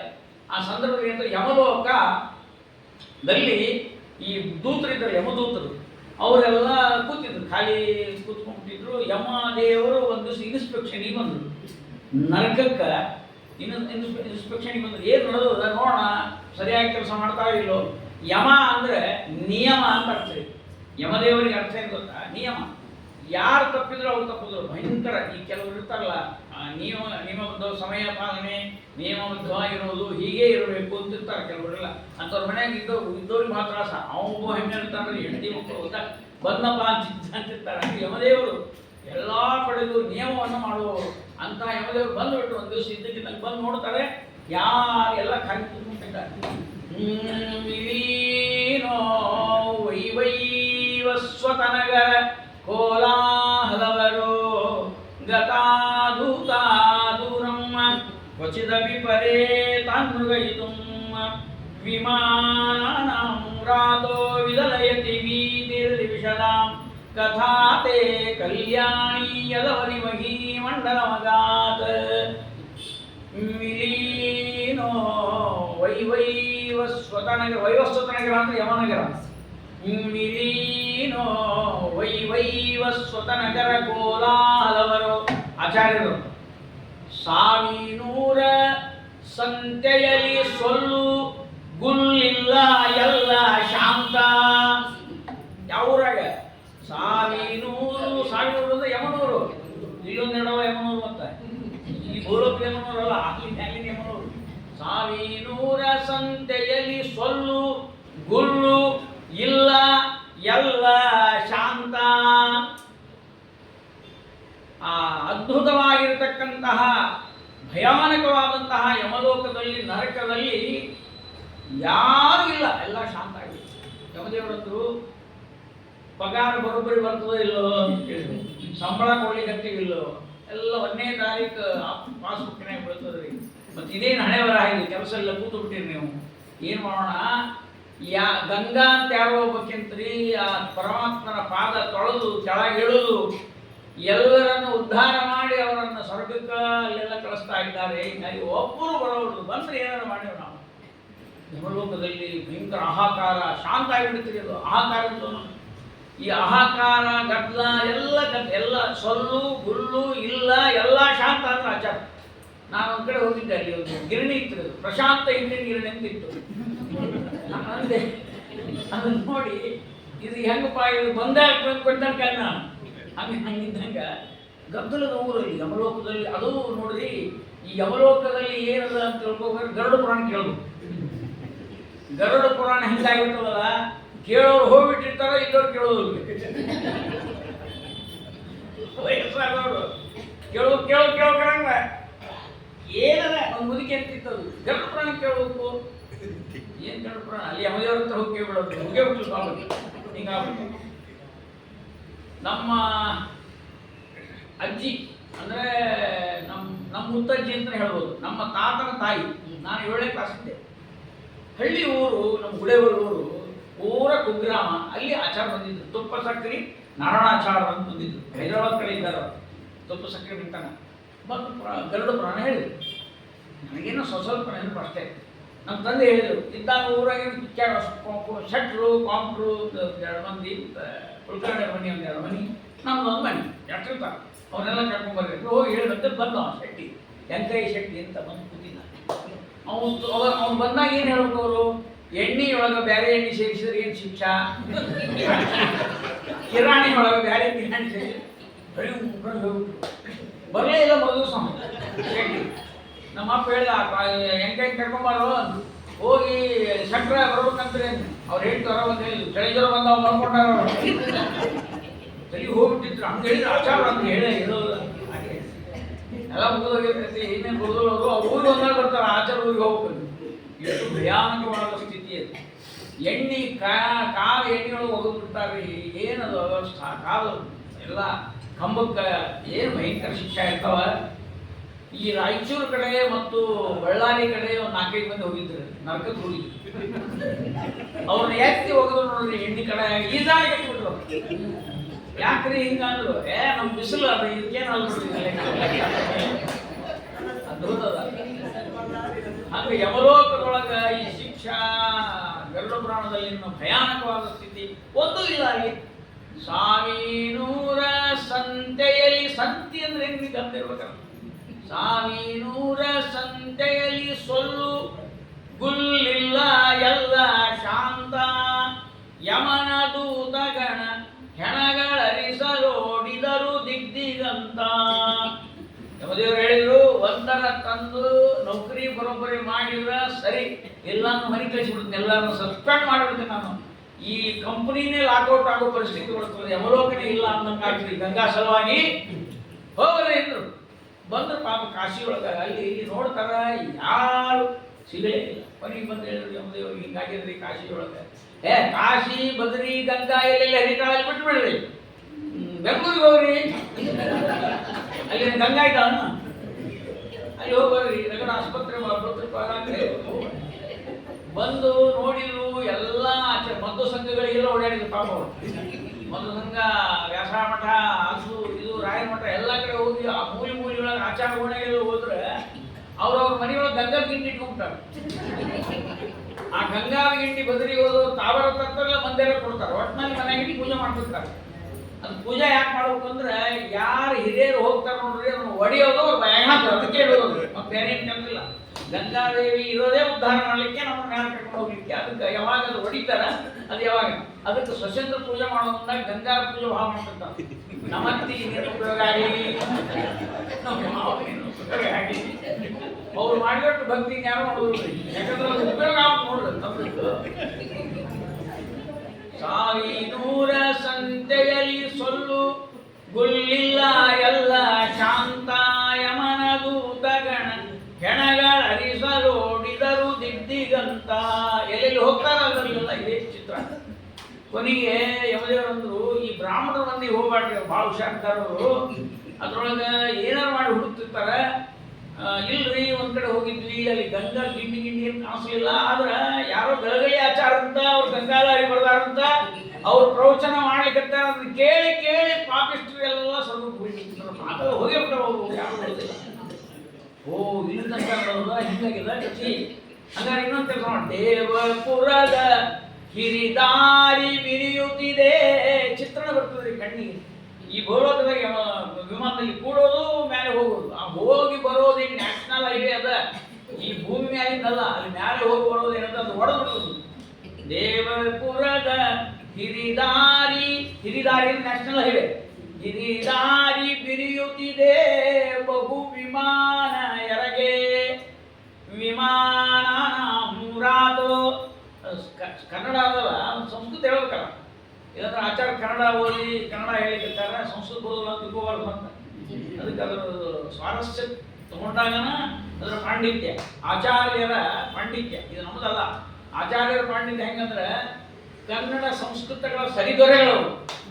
ಸಂಸ್ಕೃತದೊಳಗೂ ಅಷ್ಟೇ ಪಂಡಿತರು ಆಚಾರ್ಯರು, ಕನ್ನಡದೊಳಗೂ ಅಷ್ಟೇ ಪಂಡಿತರು. ಗಂಗಾಧರಿ ನಮ್ಮ ಸಲುವಾಗಿ ಕನ್ನಡದ ಬರೆದಾರೆ ಅವರು. ಆಚಾರ ಬರೆಯೋ ಅವಶ್ಯಕತೆ ಇರಲಿಲ್ಲ, ಅವ್ರಿಗೆ ಸಂಸ್ಕೃತ ಅರ್ಥ ಆಗಿತ್ತು. ಅದರ ರಸ ಉಂಡಿದ್ರು ಅವರು. ಉಂಡು ಉಂಡು ಅಂತಾರೆ, ಒಂದು ಕಡೆ ಹೇಳ್ತಾರೆ. ಆ ಉಂಡು ಉಂಡು ಅದರ ರಸ ಜಗನ್ನಾಥ ಪಂಡಿತನ ಗಂಗಾಧರಿ ಓದಿ ಓದಿ ರಸ ಉಂಡು ಅದನ್ನೆಲ್ಲಾನು ತಮ್ಮ ಕನ್ನಡದ ಪಾತ್ರೆಯೊಳಗೆ ಹಾಕಬೇಕು ಅಂತ ವಿಚಾರ ಮಾಡಿದ್ರು ಆಚಾರ. ವಿಮಾನ ವ್ರಾತೋ, ವ್ರಾತದ ಸಮೂಹ, ವಿದಲಯತಿ, ವಿದಲಯತಿ ಅಂತ ಶೀಳ್ತು ಅಂತ, ವಿದಲಯತಿ ವೀಥೀರ್ ದಿವಿಷದಾಂ ಕಥಾತೆ ಕಲ್ಯಾಣಿ ಯದವದಿ ಮಹೀ ಮಂಡಲ ಮಗಾತ್. ದೇವಪುರದ ಹಿರಿದಾರಿ ಬಿರಿಯುತ್ತಿದೆ ಬಹು ವಿಮಾನ ಎರಗೆ. ಯಮದೇವರಂದು ಎಲ್ಲಿ ತನಕ ಇಲ್ಲ, ಬ್ರಾಹ್ಮಣರನ್ನು ಬಿಡ್ರಿ, ಬ್ರಾಹ್ಮಣೇತರ ಮನೆಗೆ ಹೋಗ್ರಿ, ಅಲ್ಲೇ ಹೋಗಿರ್ತಾವಲ್ಲ ಹಿಡ್ಕೊಂಡ್ಬರ್ರಿ ಅಂತ. ಅಲ್ಲಿ ಹೋಗಿದ್ದೀವ್ರಿ ಎಂದು ಏನಾಗಿದೆ, ಬ್ರಾಹ್ಮಣರಿಗಿಂತ ಅವರು ಬುದ್ಧಿವಂತರಾಗ್ಯಾರ. ಬ್ರಾಹ್ಮಣೇತರ ಕಲಿಯುಗದಾಗ ಭಾಷಣೆ. ಯಾಕಂದ್ರೆ ಇವರು ಗಂಗಾ ಗಿಂಡಿ, ಹಂಡೆ, ಪಾತ್ರೆ, ಪಗಡ, ಜಮನ ಅವೆಲ್ಲ 108 ಇಟ್ಕೊಂಡಾರ. ಅವ್ರೇನಿಲ್ಲ, ಮನೆಯೊಳಗ ಗಂಗವ್ವ, ಗಂಗಕ್ಕ, ಗಂಗಿ, ಗಂಗಮ್ಮ, ಗಂಗೂಬಾಯಿ ಕರೀತಾರೆ. ಗಂಗೆ ಎಲ್ಲಿದ್ದೀವ ಅಂದ್ರೆ ಪಾಪ ಹೋಗ್ಬಿಡ್ತೀವಿ. ಗಂಗವ್ವ ಮುಂದಿನ ಹಾಕೊಂಡು ಬಂದೇನೋ ಅಂತ ಪಾಪ ಹೋಗ್ಬಿಡ್ತೀವಿ. ಆಚಾರ ಮನೆಯೊಳಗ ಆಕಿ ಮುಸುರೇಕಿ ಬಂದಾಳೇನು ಗಂಗವ್ವ ಅಂದ್ರೆ ಈಕಿ ಇವ್ರ ಪಾಪ ಹೋಗ್ಯದ. ಅವರ ಹೆಸರುಗಳಿಂದ ನಿನ್ನ ನಾಮದ ಬಲದಿಂದ ಆ ಗಂಗಾದೇವಿಯ ಇದಂ ತದ್ಗಂಗೇತಿ ಶ್ರವಣ ರಮಣೀಯಂ ಖಲು ಪದಂ ಮಮ ಪ್ರಾಣ ಪ್ರಾಂತರ್ವದನ ಕಮಲಾಂತರ್ವಿಲಸತು. ದೇವಪುರದ ಗಿರಿದಾರಿ ಬಿರಿಯುತ್ತಿದೆ ಬಹು ವಿಮಾನ ಎಳಗೆ ಮಾತೆ. ಎಲ್ಲಿ ತನಕ ಅಂತ ಕೇಳಿದ್ರೆ ದೇವರು ಮಾತೆ ನಿನ್ನ ಕಥೆ ಮಹಿಮೆ ಮಾತು ಮೇದಿನಿಯೊಳಿರುವವರೆಗೆ ಕಥಾತೆ ಕಲ್ಯಾಣಿ ಯದವದಿ ಮಹೀ ಮಂಡಲ ಮಗಾತ್. ಎಲ್ಲಿ ತನಕ ಭೂಲೋಕದೊಳಗೆ ಗಂಗೆಯ ಸ್ಮರಣೆ, ಗಂಗೆಯ ಧ್ಯಾನ, ಗಂಗೆಯ ಗಾನ, ಗಂಗೆಯ ಪ್ರವಚನ, ಆ ಗಂಗೆಯ ವ್ಯಾಖ್ಯಾನ ನಡೀತಾ ಇರುವ ಅಲ್ಲಿ ತನಕ ಯಾರೂ ಆ ನರಕದ ಬಾಗಿಲು ಬಡಿಲಿಕ್ಕೆ ಸಾಧ್ಯ ಇಲ್ಲ ಅಂತ. ದೇವಪುರದ ಹಿರಿದಾರಿ ಬಿರಿಯುತ್ತಿದೆ ಬಹು ವಿಮಾನ ಎರಗೆ ಮಾತೆ ನಿನ್ನ ಕಥೆ, ನಿನ್ನ ಮಾತೆ ಅಂತ ಅರ್ಥ. ಮಾತೆ ನಿನ್ನ ಕಥೆ ಮಹಿಮೆ ಮಾತು ಮೇದಿನಿಯೊಳಿರುವವರೆಗೆ. ಯಾಕಿಷ್ಟು ಮಹತ್ವ ಬಂದಿದೆ ಅಂದರೆ ಆ ಭಗವಂತನ ವಿಶೇಷವಾದ ಸನ್ನಿಧಾನ ಗಂಗಾ ನದಿಯಲ್ಲಿದೆ. ಸ್ರೋತಸಾಮಸ್ಮಿ ಜಾಹ್ನವಿ, ಭಗವದ್ಗೀತೆಯಲ್ಲಿ ಕೃಷ್ಣ ಹೇಳ್ತಾನೆ ಸ್ರೋತಸಾಮಸ್ಮಿ ಜಾಹ್ನವಿ. ಗಂಗಾ ನದಿಯೊಳಗೆ ನನ್ನ ವಿಭೂತಿ ರೂಪ ವಿಶೇಷವಾಗಿದೆ.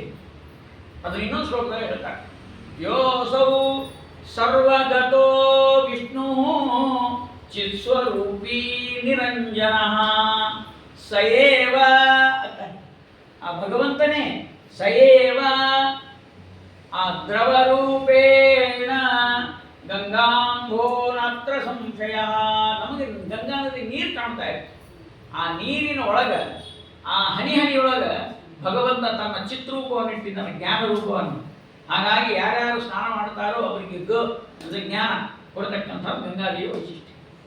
ದರಿದ್ರಾಣಾಂ ದೈನ್ಯಂ ದುರಿತಮತ ದುರ್ವಾಸನದಾಂ ಧೃತಂ ದೂರೀಕುರ್ವನ್ನ ಸಕೃದಪಿ ಗತೋ ದೃಷ್ಟಿಧರಣಿಂ ಅಪಿದ್ರಾಗ ವಿದ್ಯಾ ಧ್ರುಮದನ ದೀಕ್ಷಾ ಗುರುರಿಹ ಪ್ರವಾಹಸ್ತೆ ವಾರಾಂ ಶ್ರೀಯಮಯಮಪಾರಾಂ ದಿಶತುನಃ. ಅಮ್ಮ ಒಮ್ಮೆ ನಿಮ್ಮಡಿಯ ಕಂಡಪ ಖಂಡಿ ಪಾಪಿ ಬಡವ ದುರಿತ ಕಳೆದು ದಾರಿದ್ರ್ಯ ತೊಳೆದು ದುರದೃಷ್ಟ ಒಳಿದು ಬಿಡುವ. ಒಡನೆ ಬಿಡನೆಯ ಜ್ಞಾನ ಗಿಡವ ಕಡಿದೊಗೆದು ತಿಳಿವು ಕೊಡುವ. ಈ ನದಿ ದಂಡಿ ಮೇಲೆ ಆ ಗಿಡ ಇರ್ತಾವಂತ್ರಿ, ಆ ವೃಕ್ಷಗಳ ಸಮೂಹ. ಅವಾಗ ಆ ಮಹಾಪೂರ ಬರ್ತದ, ನದಿ ಮಹಾಪೂರ ಒಡೆದು ಆ ದಂಡೆಗೆ ಕೊರೆದು ಆ ಗಿಡಗಳೆಲ್ಲ ಕೆಳಗೆ ಬೀಳ್ತಾವಂತ. ಎಲ್ಲ ನಡೀತಿರ್ತಾವೆ ಪ್ರಕೃತಿ ಒಳಗೆ.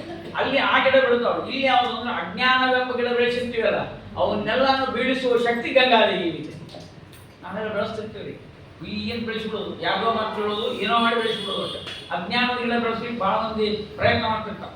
ಈ ಅಜ್ಞಾನದ ಗಿಡ ಬೆಳೆಸ್ಲಿಕ್ಕೆ ಗೊಬ್ಬರ ಹಾಕೋರು ಯಾರು ಅಂದ್ರೆ ವಾಟ್ಸಪ್ಪು, ಫೇಸ್ಬುಕ್ಕು, ಟಿವಿ, ಇವು ಎಲ್ಲ ಏನು ಮಾಧ್ಯಮಗಳಂತವಲ್ಲ, ಈ ಮೀಡಿಯಾ ಅಂತ ಏನಂತಾರೆ ಅದೆಲ್ಲಾನು ಗೊಬ್ಬರ.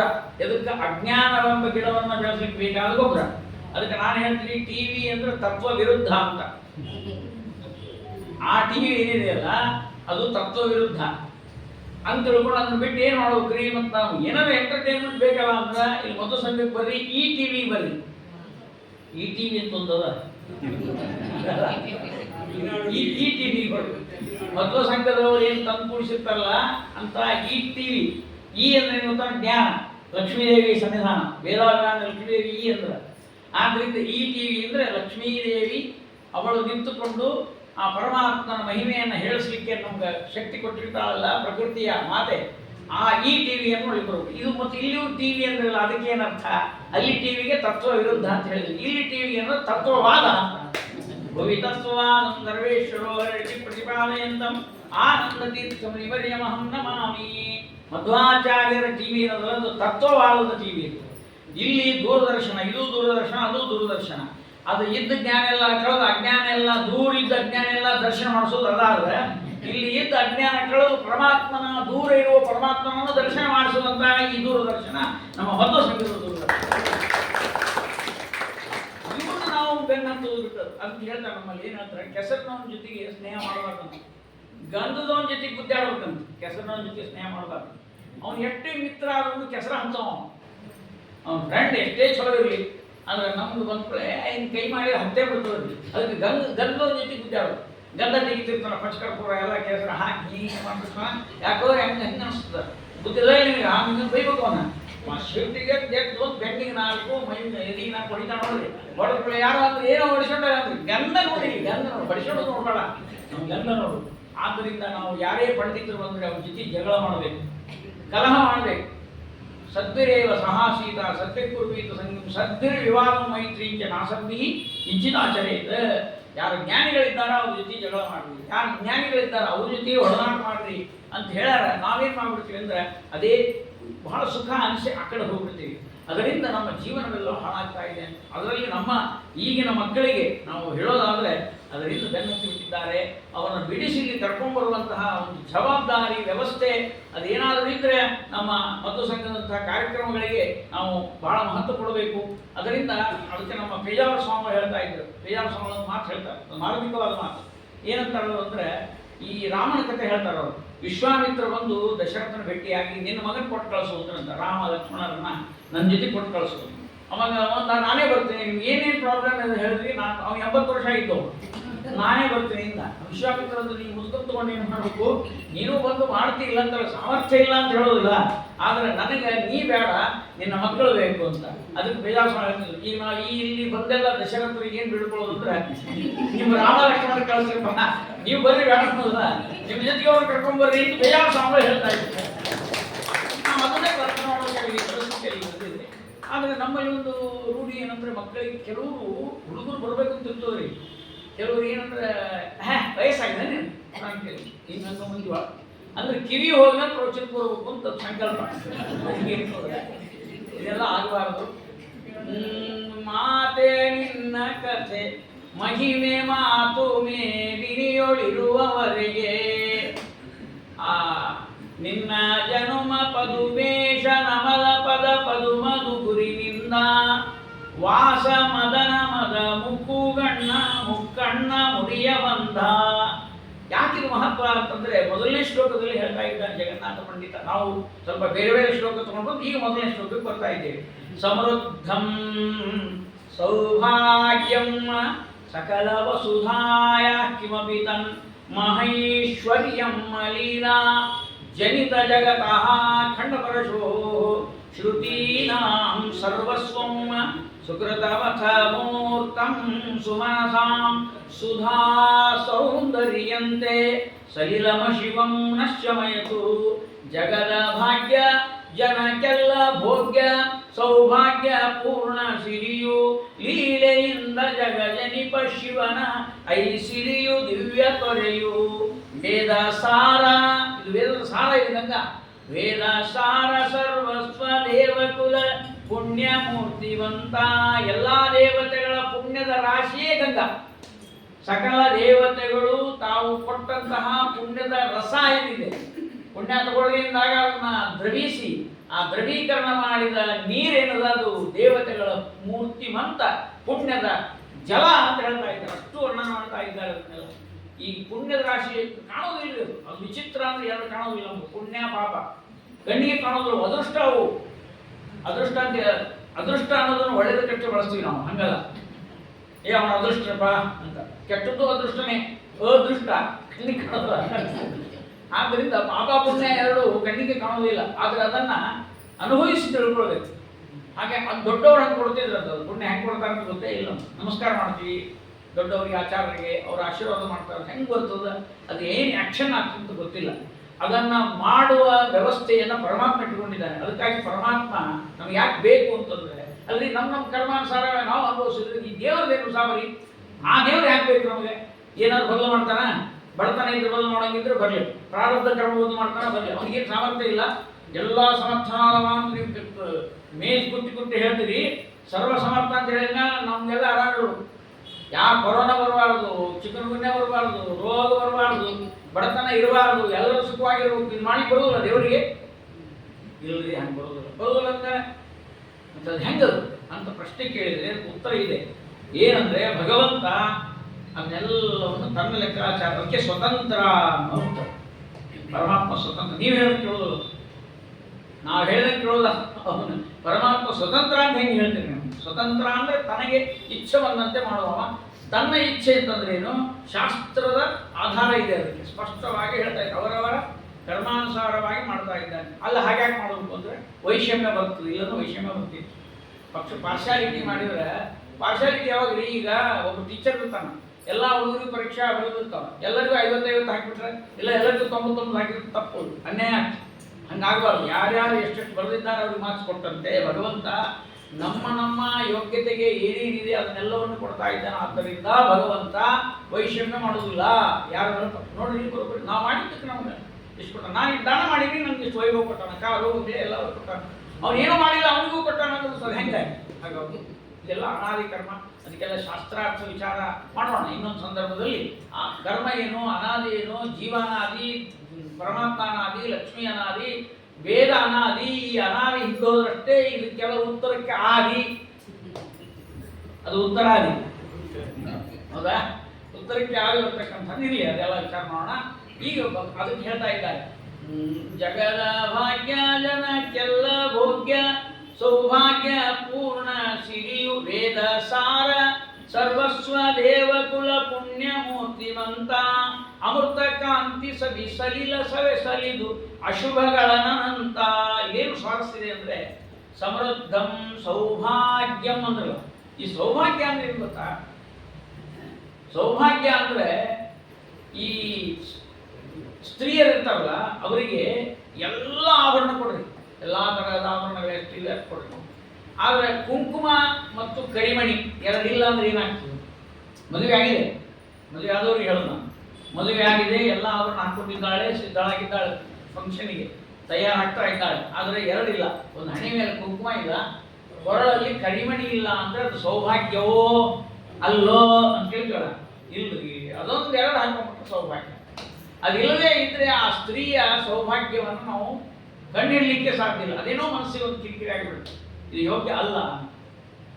ಹಾಗೆ ಇಡೀ ಭಾರತ ಸಕಲ ವಸುಧಾ ಇದೆ. ಭಾರತ ಅಂದ್ರೆ ಸಕಲ ವಸುಧಾ.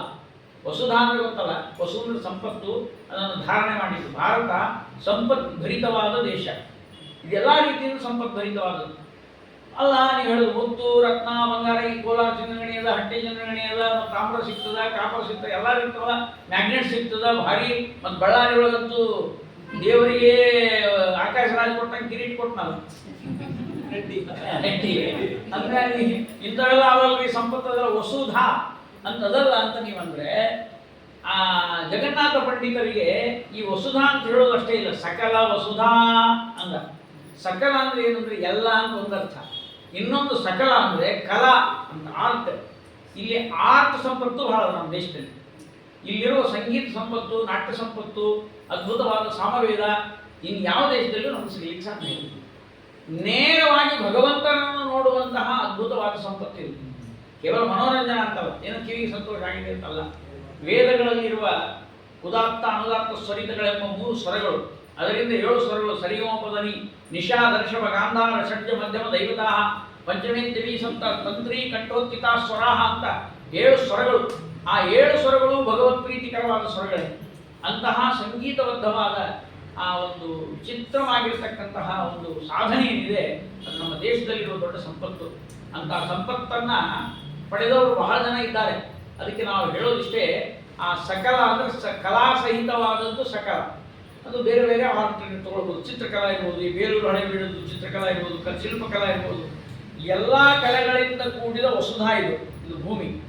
ಇದು ಇಷ್ಟೆಲ್ಲ ಕಲೆಗಳಿಂದ ಕೂಡಿದ್ರೂ ಸರಿ. ಅಂದರೆ ಭಾರತ ದೇಶ ಎಲ್ಲ ರೀತಿಯ ವೈವಿಧ್ಯಪೂರ್ಣವಾದ ಸಂಪದ್ಭರಿತವಾಗಿದ್ದರೂ ಕೂಡ ಅದು ಸೌಭಾಗ್ಯ ಆಗಂಗಿಲ್ಲ ಅಂತ. ಯಾಕಂದ್ರೆ ಗಂಗಾ ಇಲ್ಲ ಅಂದ್ರೆ, ಗಂಗಾ ಇಲ್ಲ ಅಂತ ನೀವೊಂದು ನೆನಪು ಮಾಡಿಕೊಳ್ಳ್ರಿ. ಕರಿಮಣಿ ಇಲ್ಲದ, ಕುಂಕುಮ ಇಲ್ಲದಂತಹ ಸ್ತ್ರೀಯನ್ನು ನೆನಪು ಮಾಡಿಕೊಂಡಂತೆ ಆಗ್ತದೆ. ಅದಕ್ಕೆ ಸಮೃದ್ಧಂ ಸೌಭಾಗ್ಯಂ ಅಂತ. ಏನು ಅದ್ಭುತವಾದ ಕಲ್ಪನೆ ನೋಡಿ. ಹಿರೆಯ ಉರದ ಶೃಂಗಾರ ಹಾರ ನೀ ನಡೆಸು ಒಂದು ಮಾತು. ವಾಲ್ಮೀಕಿ ಋಷಿಗಳು ಗಂಗಾಷ್ಟಕ ನಮ್ಮ ಆಚಾರ ಅಲ್ಲೂ ಕೂಡ ಅಲ್ಲಿ ಹೇಳ್ತಾ ಇದ್ದಾರೆ, ತಾಯೇ ಹೈಮವತಿ ದವತಿ ಪ್ರೇಮವತಿ ಸ್ವರ್ಗ ಪಯಣ ಕೇತು ತಿರೆಯ ಉರದ ಶೃಂಗಾರ ಹಾರ ನೀ ನಡೆಸು ಒಂದು ಮಾತು. ತಿರೆಯ ಉರದ ಶೃಂಗಾರ. ಇನ್ನೊಂದು ಕವಿಯು ಕಲ್ಪನೆ ಮಾಡ್ತಾ ಇದ್ದಾನೆ, ಗಂಗಾ ಅಂದ್ರೆ ಭಾರತ ಮಾತೆ ತೊಟ್ಟುಕೊಂಡ ಬಿಳಿಯ ಮುತ್ತಿನ ಸರ. ಅದು ಆ ರೀತಿ ಬರ್ತಾ ಬರ್ತಾ ನೋಡ್ರಿ. ಕೊನೆ ಕಾಶ್ಮೀರ ಈ ಕಡೆ ಒಂದು ಸರ ಹಾಕೊಂಡ ಕಾಣಿಸ್ತದೆ, ಬಿಳಿಯಾದ ಒಂದು ಮುತ್ತಿನ ಹಾರ. ಅದು ತಿರೆ ಅಂದ್ರೆ ಭೂಮಿ. ತಿರೆಯ ಉರದ ಶೃಂಗಾರ ಹಾರ ನೋಡ್ರಿ, ಆಚಾರ ಪ್ರಾಸ ಹೆಂಗಿದೆ ಅದು. ತಿರೆಯ ಉರದ ಶೃಂಗಾರ ಹಾರ ನೀ ನಡೆಸು ಒಂದು ಮಾತು. ಹೀಗೆ ಆ ಸೌಭಾಗ್ಯವಾಗಿರ್ತಕ್ಕಂಥದ್ದು ಇದು ಅಂತ ಹೇಳ್ತಾ ಇದ್ದಾರೆ. ಮತ್ತೆ ಸುಧಾ ಸೌಂದರ್ಯಂತೆ, ಇದು ಅಮೃತ, ಅಮೃತ ಕಾಂತಿ ಅಂತ ಆಚಾರ್ಯರು ಜಗನ್ನಾಥ ಪಂಡಿತ ಸುಧಾ ಸೌಂದರ್ಯ ಅಂತ ಬರೋದು. ಅಂದ್ರೆ ಅಮೃತದ ಸೌಂದರ್ಯ ಗಂಗಾ ನದಿಯಲ್ಲಿದೆ.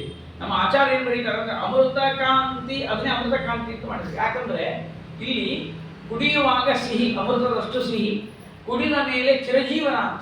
ಅಂದ್ರೆ ಅವನಿಗೆ ಆಯುಷ್ಯ ಹೆಚ್ಚಾಗ್ತದೆ. ಇದು ನಾನು ನೋಡಿದೆ, ಆಯುಷ್ಯ ಹೆಚ್ಚು. ನೀರು ಕುಡಿದ್ರೆ ಆಯುಷ್ಯ ಹೆಂಗೆ ಹೆಚ್ಚಾಗ್ತದೆ ಅಂದ್ರೆ ನೀರು ಕುಡಿದು ಗುಳಿಗೆ ತೊಗೊಂಡ್ರೆ ಏನಾರ ಬದುಕಬಹುದು. ಬರೀ ನೀರು ಕುಡಿದ್ರೆ ಅವ ಆರಾಮಾಗ್ತಾನೆ ಅಂತ ಹೇಳಿ ಬರೋದಿಲ್ಲಲ್ಲ. ಅಂದ್ರೆ ಈ ಚರಕ ಸುಶ್ರುತ ಸಂಹಿತ ಇರೋದಲ್ಲ, ಅಲ್ಲಿ ಬರೋದಾರೆ ಏನ್ ಬರೋದು ಅಂದ್ರೆ ಗಾಂಗಂ ಪಾಥ್ಯಂ ಅಂತ ಬರೋದು. ಗಂಗಾ ನದಿ ನೀರೇ ಪಥ್ಯ. ಇನ್ನ ಬೇರೆ ಔಷಧ ತಗೊಳ್ಬೇಕು ಅಂತಿಲ್ಲ. ಅದಕ್ಕೆ ನಾವೆಲ್ಲ ಹೆಂಗೆ ಎಲ್ಲರದು ಹೊಟ್ಟಿ ಮೆಡಿಕಲ್ ಶಾಪ್ ಆಗ್ಯದ್ರಿ. ಮೆಡಿಕಲ್ ಶಾಪ್ ಅಲ್ಲಿ ಏನ್ ಇಟ್ಟಿರ್ತಾರೋ ಎಲ್ಲ ಇಲ್ಲೇ ಅಲ್ಲಿ ಬಂದೀವಿ.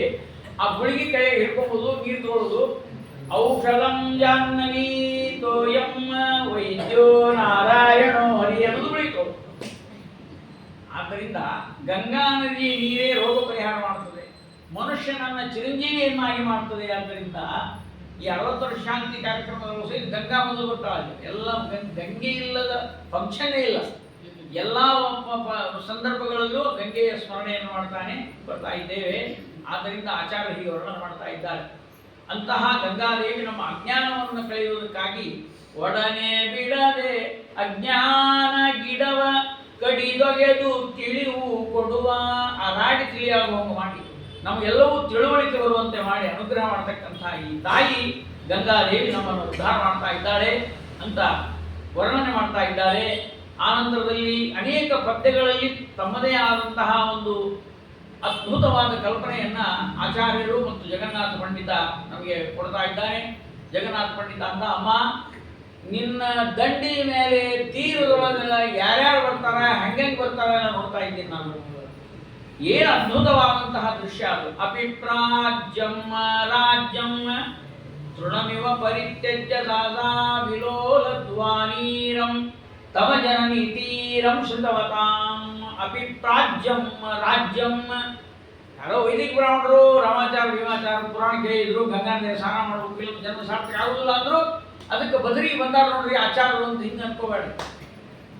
ಬಂದವ್ರು ಯಾರು? ಅಪಿಪ್ರಾಜ್ಯಂ ರಾಜ್ಯಂ ತೃಣಮಿವ ಪರಿತ್ಯಜ್ಯ ದಾದಾ ವಿಲೋಲದ್ವಾನೀರಂ. ಆಚಾರ್ಯ ಕನ್ನಡ ಬರೀತಾರೆ. ಮನೆಯ ಮರೆದು ಸಾಮ್ರಾಜ್ಯ ತೊರೆದು ತೃಣವೆಂದು ಹಣವ ಜರಿದು. ಬಂದವರೆಲ್ಲ ಶ್ರೀಮಂತರೇ, ಸಾಮಾನ್ಯ ಅಲ್ಲ, ರಾಜರ ಮನೆತನದವರು. ಒಂದು ಕಡೆಗೆ ಇಂಟರ್ವ್ಯೂ ಮಾಡಿದ್ರು, ಡಿ ದರ್ಶನ್ ಇತ್ತಲ್ಲ ಅವಾಗ. ನಾವು ಪ್ರಾರಂಭ 885-86 ಟಿವಿ ಬಂತಲ್ಲ, ಅವಾಗ ಒಂದ್ಸಲ ಇಂಟರ್ವ್ಯೂ ಮಾಡೋದು ನೋಡಿದ್ರೆ ಅಲ್ಲಿ ಒಬ್ಬ ಮುದುಕಿ ಕೂತಿದ್ರು. ಆ ಅಜ್ಜಿ ಕೇಳ್ತಾ ಇದ್ರು, ಏನಮ್ಮ ನೀ ಯಾರು, ಏನು ಯಾಕೆ ಬಂದಿ? ಇಲ್ಲ, ನಾನು ಗಂಗಾ ನದಿ ನೋಡ್ತಾನೆ ನನ್ನ ಪ್ರಾಣ ಬಿಡ್ಬೇಕಂತ ಬಂದಿನಿ. ನಾನು ಇಲ್ಲೇ ಹಿಂಗೆ ಇರ್ತೇನೆ, ನಾನು ಊಟ ಮಾಡೋದು ಎಲ್ಲ ಮಾಡೋದು ಮತ್ತೊಂದು ಕೂತ್ಬಿಡೋದು. ಹೋದ್ರೆ ನಾನು ಉಸಿರು ಇಲ್ಲೇ ಹೋಗು. ಗಂಗಾ ನದಿ ಜಲವನ್ನು ನೋಡ್ತಾ ನೋಡ್ತಾ ನನ್ನ ಪ್ರಾಣ ಹೋಗ್ಬಿಡ್ತೀನಿ ಕೂತೀನಿ.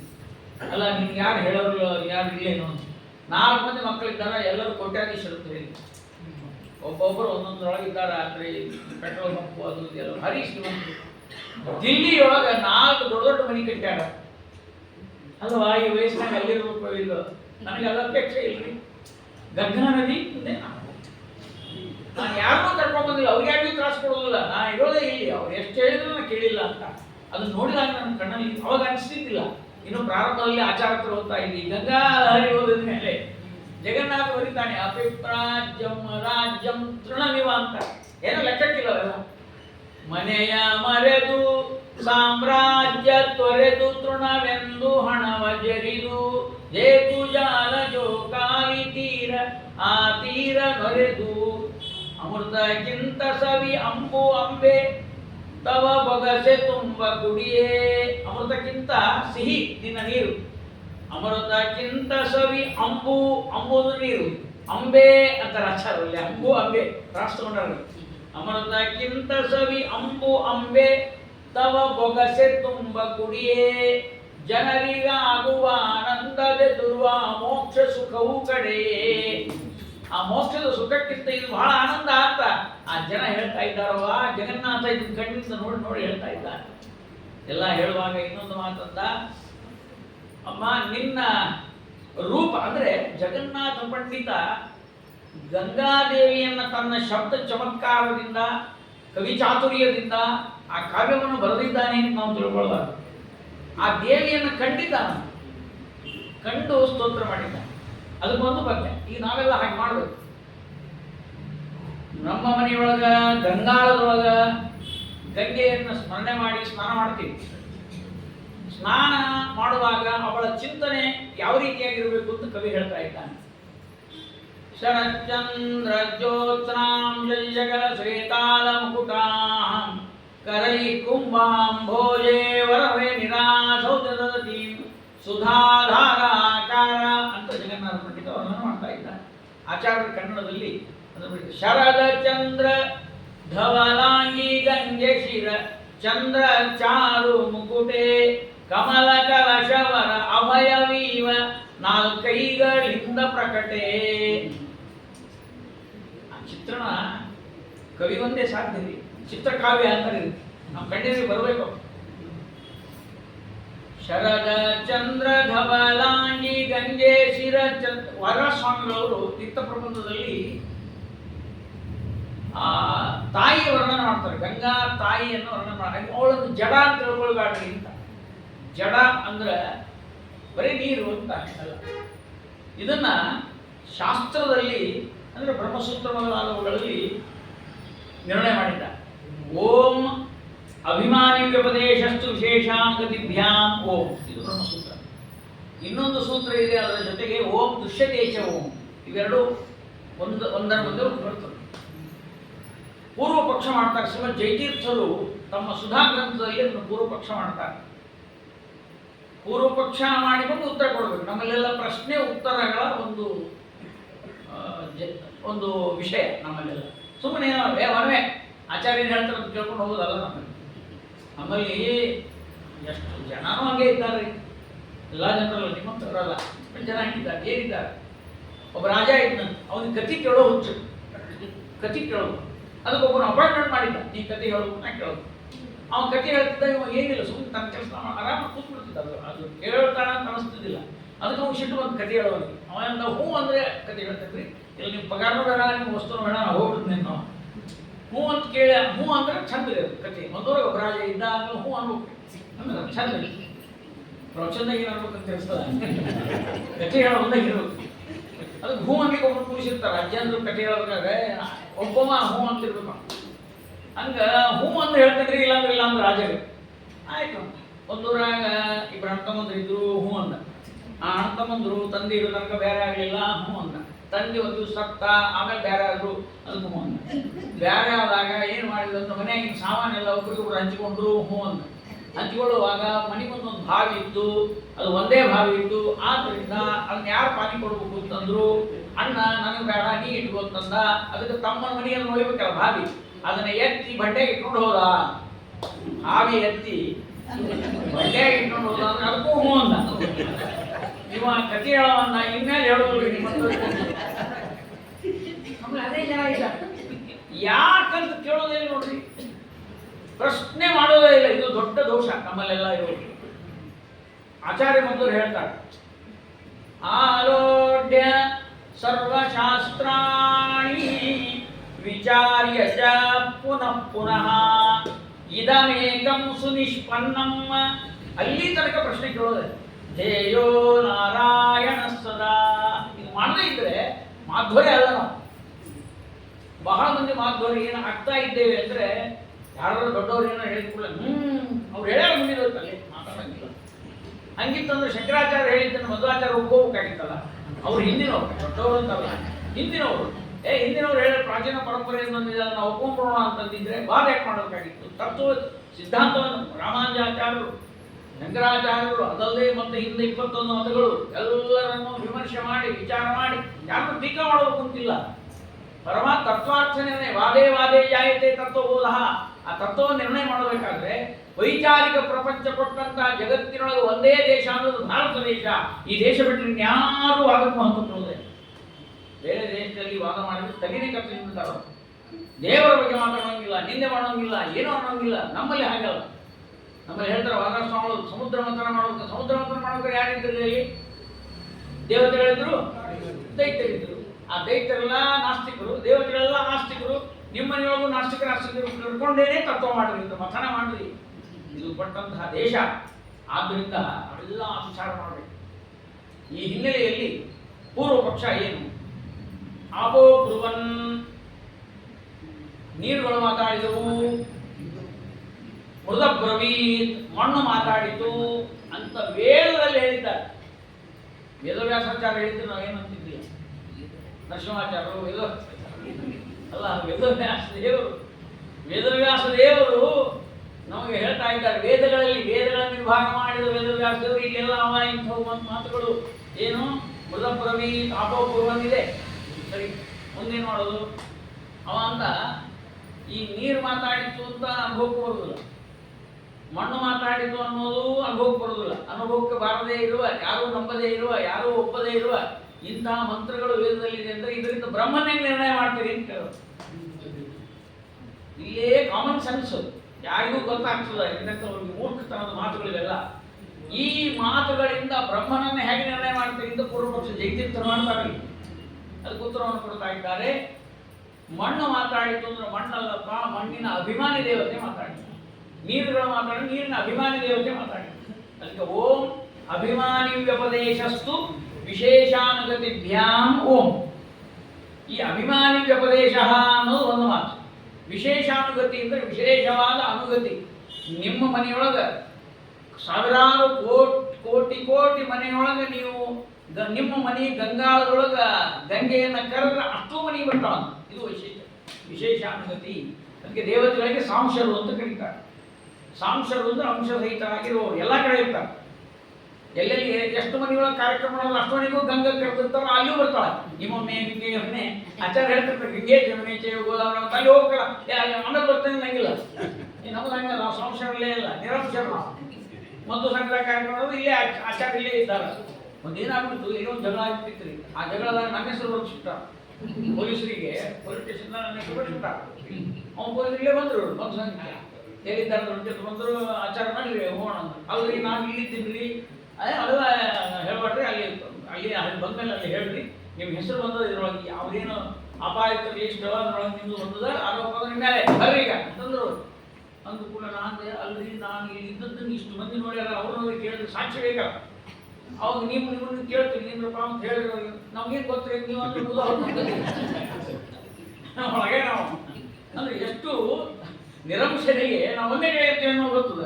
ಸಾಂಶರಿಗೆ ಹಂಗಲ್ಲ ಎಲ್ಲ ಕಡೆ. ಅದಕ್ಕೋಸ್ಕರವಾಗಿ ಅಭಿಮಾನಿ ವ್ಯಪದೇಶಸ್ತು ವಿಶೇಷಾನುಗತಿಭ್ಯಾಂ ಓಂ ಅಂತ ಸೂತ್ರ ಪ್ರಕಾರ ಅವಳಿಗೆ ಆ ಅಭಿಮಾನಿ ದೇವತೆಯ ರೂಪ ಹೇಗಿದೆ ಅಂತ ಜಗನ್ನಾಥ ಪಂಡಿತ ಕೊಡ್ತಾನೆ. ಆಚಾರ್ಯರು ವರ್ಣನೆ ಮಾಡಿದ್ದಾರೆ. ಶರತ್ಕಾಲದ ಚಂದ್ರನಂತೆ ರೂಪ. ಶರದ ಚಂದ್ರ ಧವಲಾಂಗಿ ಗಂಗೆ ಶಿರ ಚಂದ್ರ ಚಾರು ಮುಕುಟೆ. ಕಿರೀಟ ಇಟ್ಕೊಂಡಿದ್ದಾರೆ, ಅಲ್ಲಿ ಬಿಳಿದು ಅಂದ್ರೆ ಬೆಳ್ಳಿಯ ಕಿರೀಟ, ಅದರಲ್ಲಿ ಒಂದು ಚಂದ್ರನ ಗುರುತಿದೆ. ಕಮಲ 4 ಕೈಗಳು. ದೇವತೆಗಳಿಗೆ 4 ಕೈಗಳು ಯಾಕಂತ ಕೇಳಬೇಕು, ಯಾಕಂದ್ರೆ ನನಗೂ ಗೊತ್ತಿಲ್ಲ. ಕೆಲವು ಪ್ರಶ್ನೆ ಉತ್ತರ ಹೇಳ್ಬಿಡ್ತೀನಿ ನೀವು. ಯಾಕಂದ್ರೆ ನೀವು ಅಲ್ರಿ 4 ಕೈ ಬೇಕ್ರಿ ಅವ್ರಿಗೆ, ಯಾರಿಗೆ ಗೊತ್ತು? ಅವ್ರು ಇಟ್ಕೊಂಡ್ರೆ 4 ಕೈ, ನಮಗೆ ಗೊತ್ತು. ಅಂತೂ 4 ಕೈ ಅವ. ಈ ಚತುರ್ಭುಜ ಅನ್ನೋದು ದೇವತೆಗಳಿಗೆ ಒಂದು ಸಾಮಾನ್ಯ. ಆದ್ದರಿಂದ ಕಮಲ ಕಲಶವರ ಅಭಯವೀವ 4 ಕೈಗಳಿಂದ ಪ್ರಕಟೆ. ಆಕಿ ನಿಮಗೆ ಪ್ರಕಟಾಗ್ತಾಳೆ. ಕಮಲ ಕಲಶ, ಒಂದು ಕಡೆ ಕಲಶ, ಒಂದು ಕಡೆ ಕಮಲ. ಮತ್ತು ವರ ಅಭಯ ಈ 4 ಕೈಗಳಿಂದ ಕೂಡಿದ ಗಂಗೆಯ ಚಿತ್ರಣವನ್ನು ಧ್ಯಾನ ಮಾಡಿರಿ. ಆಕೆ ಬಂದು ಪ್ರಕಟ ಆಗ್ತಾಳೆ ಅಂತ ಇದ್ದಾರೆ. ಇಲ್ಲಿ ಇನ್ನೊಂದು ಸ್ವಾರಸ್ಯ ಏನು ಅಂದರೆ, ಈ ಕಮಲ ಕಲಶಗಳೇನಿವೆಲ್ಲ ಸರಿ, ಆದರೆ ವರ ಅಭಯದ ಏನು ಗತಿ ಏನು? ಕೆಲವರು ವರ ಕೊಡ್ತಾರೆ ಲೋಕದಲ್ಲಿ, ವರ ಅಂದರೆ ದುಡ್ಡು ಕೊಡ್ತಾರೆ. ಆಚಾರ್ಯ ನನಗೇನು ಬೇಕು ತೊಗೊಂಡ್ಬಿಡಿ. ಯಾರೋ ದೊಡ್ಡ ಕಾರ್ಯಕ್ರಮ ಮಾಡಿದ್ರು, ಲಕ್ಷಾಂತರ ಜನ ಸೇರಿದ್ದಾರೆ. ಆಚಾರ್ಯರಿಗೆ 2 ಕೋಟಿ ರೂಪಾಯಿ ಕೊಟ್ಟರು. ಆಚಾರ್ಯರಿಗೆ ಒಂದು ಬ್ಯಾಗಿನೊಳಗೆ 2 ಕೋಟಿ ರೂಪಾಯಿ, ನಿಮಗೆ ನಿಮ್ಮ ಪ್ರತಿಭೆಗೆ ನಾವು ಸಂತೋಷಪಟ್ಟು 2 ಕೋಟಿ ಕೊಡ್ತೇವೆ. ಏನು ಈಗೇನು ಯಾಕೆ? ಅಲ್ಲಿ ಒಂದು ಸಿನಿಮಾ ತೆಗೆದ್ರೆ 1000 ಕೋಟಿ ಹೌದಾ? ಮೊನ್ನೆ ರಿಲೀಸ್ ಆಗ್ಯದಲ್ಲ, ಭಯಂಕರ ಬರೀ ಏನೋ ಪಂಜುರ್ಲಿ ವರಾಹ ದೇವರು ಇಟ್ಕೊಂಡು ಅಂತ. ಅದು ಆಚಾರ್ಯರನ್ನು ಕೊಟ್ಟದ್ದೇನು ಆಶ್ಚರ್ಯ ಅಲ್ಲ, ಆದರೆ ಆಚಾರ್ಯ ಕೊಟ್ಟ ಮೇಲೆ ಅನೌನ್ಸ್ಮೆಂಟ್ ಮಾಡಿದ್ರು, ಆಚಾರ್ಯರಿಗೆ ನಾವು 2 ಕೋಟಿ ರೂಪಾಯಿಯನ್ನು ಕೊಟ್ಟಿದ್ದೇವೆ, ನೆಟ್ ಕ್ಯಾಶ್ ಇಲ್ಲಿದೆ ಇವರು ಬ್ಯಾಂಕ್ನಲ್ಲಿ. ಆಚಾರ್ಯ ಹೋಗೋದೇನು ಇವ ಅಂದ, ನಾ ಹೆಂಗ್ ಮನೆ ಕೊಟ್ಲಿಂದ ಹೊರ ಕೊಟ್ಟಾರ್ರಿ. ಅಭಯ ಯಾರು ಕೊಡ? ಅಭಯ ಕೊಡ್ಲಿಕ್ಕೆ ಯಾರು ರೆಡಿ ಇಲ್ಲ. ನಿಮ್ಮ ಜೊತೆ ನಾವು ಹೋಗಲ್ಲ, ಯಾಕೆ ನಾವು ಹೋಗ್ತೀವಿ. ಅದಕ್ಕೆ ಸುಮ್ಮನೆ ನಿಮ್ಮ ಮಕ್ಕಳಿಗೆ ಏನಾದ್ರು ಮಾಡ್ಬೇಕು. ವರ ಅಲ್ಲ ಅಭಯ. ಕೆಲವರು ಅಭಯ ಕೊಡ್ತಾರ್ರಿ ಸಮಾಜದಲ್ಲಿ. ಆಚಾರ ಕಾಳಜಿ ಮಾಡಬೇಡ, ನಾವಿದ್ದೇವೆ, ನೀವೇನು ಕಾಳಜಿ ಮಾಡಿ, ನಾವಿದ್ದೇವೆ ಅಂದರೆ ನಾವು ಈಗ ಶ್ರೀಮಂತರಾಗಿದ್ದೇವೆ, ಕಾರಿಟ್ಟವರಾಗಿದ್ದೇವೆ, ಮನೆ ಕಟ್ಟಿದವರಾಗಿದ್ದೇವೆ, ಬಂಗಾರ ಹಾಕೊಂಡವರಾಗಿದ್ದೇವೆ, ನಿಮ್ಮನ್ನು ನೋಡ್ತಾ ಇದ್ದೇವೆ, ನೀವೆಷ್ಟು ಒದ್ದಾಡ್ತೀರಿ ನಿಮ್ಮನ್ನು ನೋಡ್ತಾ ಇದ್ದೇವೆ, ನಾವಿದ್ದೇವೆ, ಏನೇನು ಮಾಡಂಗಿಲ್ಲ. ಅಲ್ಲಿ ಬಾಜು ಬಿದ್ದವ್ರು ಆಚಾರ ನಂಬೇಡ್ದವ್ರನ್ನ ಎಲ್ಲರಿಗೂ ಹೇಳಿ ಕೊಟ್ಟಾನಮ್ಮ. ಸಮಾಜ ಹಂಗಿರ್ತದೆ, ಹೇಳಿಕೊಡೋದು. ಎಲ್ಲರೂ ಮಾಡ್ತಾರಂತಿಲ್ಲ, ಎಲ್ಲರೂ ಕೊಡ್ತಾರಂತಿಲ್ಲ, ಮಾತಾಡೋದನ್ನು ಮಾತಾಡಿಬಿಡ್ತಾರೆ. ಆಚಾರ್ಯ ಯಾಕೆ ಕಾಳಜಿ ಮಾಡ್ತೀವಿ ಅಂತಾರೆ. ಆದರೆ ವರ ಅಭಯ ಕೊಟ್ಟಾರ, ವರ ಕೊಟ್ಟಿಲ್ಲ. ಕೆಲವರು ವರ ಕೊಟ್ಟಾರ, ಅಭಯ ಕೊಟ್ಟಿಲ್ಲ. ಗಂಗೆಯನ್ನ ಮರಿಬೇಡ್ರಿ, ಯಾಕೆ ಗಂಗಾದೇವಿ ವರನೂ ಕೊಡ್ತಾಳೆ, ಅಭಯವನ್ನು ಕೊಡ್ತಾಳೆ. ಸಕಲ ಸಂಪತ್ತುಗಳನ್ನು ಮನೆಗೆ ಕೊಟ್ಟು ನಿಮ್ಗೆ ಅಭಯ ಕೊಟ್ಟು ನೀವು ನಿಶ್ಚಿಂತರಾಗಿರುವಂತೆ ಮಾಡುವ ದೇವಿ ಅಂದ್ರೆ ಆ ಗಂಗಾದೇವಿ ಅಂತ ವರ್ಣನೆ ಮಾಡ್ತಾರೆ. ಅಭಯ ನೀವ 4 ಕೈಗಳಿಂದ ಪಡೆದ ಜಲಧಾರೆಯಾಕಾರ ನೀರ ಜಲತಾರ ಶೀರೆಯುಟ್ಟ. ಗಂಗಾ ನದಿ ನೀರಿನ ಬಿಳಿ ಇರೋದು, ಅದೇ ತರ ಬಿಳಿ ವಸ್ತ್ರ ಉಟ್ಟಿದ್ದಾರೆ. ಶ್ವೇತ ಮಕರ ಸಿಂಹಾಸನಸ್ಥೆನಿನ ತುತಿಸೆ ಮೋಕ್ಷ ಪಟ್ಟ. ಈ ಬಿಳಿ ಮೊಸಳೆ ಮೇಲೆ ಕೂತಿದ್ದಾಳೆ. ಆ ಬಿಳಿಯ ಮೊಸಳೆ ಮೇಲೆ ಕೂತ್ಕೊಂಡು ಬಿಳಿಯಾದ ವಸ್ತ್ರವನ್ನು ಉಟ್ಟುಕೊಂಡು ಬೆಳದಿಂಗಳಂತೆ ಕಾಣುವ ಗಂಗೆಯನ್ನ ನೀವು ಪ್ರಕಟ ಆಗ್ತಾ ಇದ್ದಾಳೆ. ನಿಮಗೆ ಅವಳ ಅನುಗ್ರಹ ಆದ್ರೆ ಮೋಕ್ಷ ಪಟ್ಟ ಅಂತ ಹೇಳಿದ್ರು. ಯಾರೋ ಪ್ರಶ್ನೆ ಕೇಳಿದ್ರು, ಆಚಾರ್ಯ ಎಷ್ಟು ದಿವಸಕ್ಕೆ ನಾವು ನಿತ್ಯ ಸ್ನಾನ ಮಾಡುವಾಗ ನೆನೆಸ್ತೀವಿ, ಇಲ್ಲಂತಲ್ಲ. 1 ತಿಂಗಳು 2 ತಿಂಗಳು 1 ವರ್ಷ 10 ವರ್ಷ 20 ವರ್ಷ ನಮ್ಗೆ 80 ವರ್ಷ ಆಯುಷ್ಯ ಅಂತ ಇಟ್ಕೊಳ್ರಿ. ಅಷ್ಟರ ಕಾಣಬೇಕಲ್ಲ. ಅದಕ್ಕೆ ಓಂ ದೃಶ್ಯತೆ ಚ ಓಂ ಮುಂದಿನ ಸೂತ್ರ ದೃಶ್ಯತೆ ಚ ಮತ್ತು ಕಾಣುತ್ತಾಳೆ ಅಂದ್ರು. ಯಾರಿಗೆ? ಕರ್ಮವನ್ನು ಕಳಕೊಂಡವರಿಗೆ, ಮಹಾನುಭಾವರಾದ ಸತ್ಯಧರ್ಮ ತೀರ್ಥ ಶ್ರೀಪಾದಂಗಳವರಿಗೆ, ಸತ್ಯಬೋಧ ತೀರ್ಥ ಶ್ರೀಪಾದಂಗಳವರಿಗೆ ಮತ್ತು ಅನೇಕ ಯತಿವರೆಣ್ಯರಿಗೆ, ಜ್ಞಾನಿಗಳಿಗೆ ಪ್ರತ್ಯಕ್ಷವಾಗಿ ಗಂಗೆ ಬಾಗಿನ ತಗೊಂಡಿದ್ದಾಳೆ, ದರ್ಶನ ಕೊಟ್ಟಿದ್ದಾಳೆ. ಅಂಥವರ ಪರಂಪರೆಯಲ್ಲಿ ನಾವು ಬಂದಿದ್ದೇವಲ್ಲ, ಅದೇ ನಮ್ಮ ಭಾಗ್ಯ. ನಮಗೊಂದು ಅವರ ಹೀಗೆ ಆ ಅದ್ಭುತವಾಗಿರ್ತಕ್ಕಂಥ ಅವಳ ಅನುಗ್ರಹದ ಇಲ್ಲಿ ಒಂದು ಸ್ವಾರಸ್ಯ. ಮೋಕ್ಷ ಪಟ್ಟ ಅಂದ್ರಲ್ಲ, ಅದೇನು ಅಂತಂದ್ರೆ ಮೋಕ್ಷ ಪಟ್ಟ ಅದು ನೇರವಾಗಿ ಕೊಡಿ. ವಿಷ್ಣು ದಾತ, ವಿಷ್ಣು ಋಷಿ ದಾತ ಮೋಕ್ಷಸ್ಯ ವಾಯುಶ್ಚ ತದನುಜ್ಞಯ. ಅವರೇ ಮೋಕ್ಷ ಕೊಡ್ತಾವೇನ್ರಿ ಅಂತ ಪ್ರಶ್ನೆ ಇದೆ. ಆ ಪ್ರಶ್ನೆಗೆ ಉತ್ತರವನ್ನು ನಾಳೆ ದಿವಸ ಅದನ್ನು ಕೊಡ್ತಾ ನಾವು ಕೂಡ ಮೋಕ್ಷಕ್ಕೆ ಹೋಗುವ ಮಾರ್ಗವನ್ನು ಗಂಗಾದೇವಿಯಲ್ಲಿ ಪ್ರಾರ್ಥನೆ ಮಾಡೋಣ ಅಂತ ಹೇಳ್ತಾ ಶ್ರೀಕೃಷ್ಣ.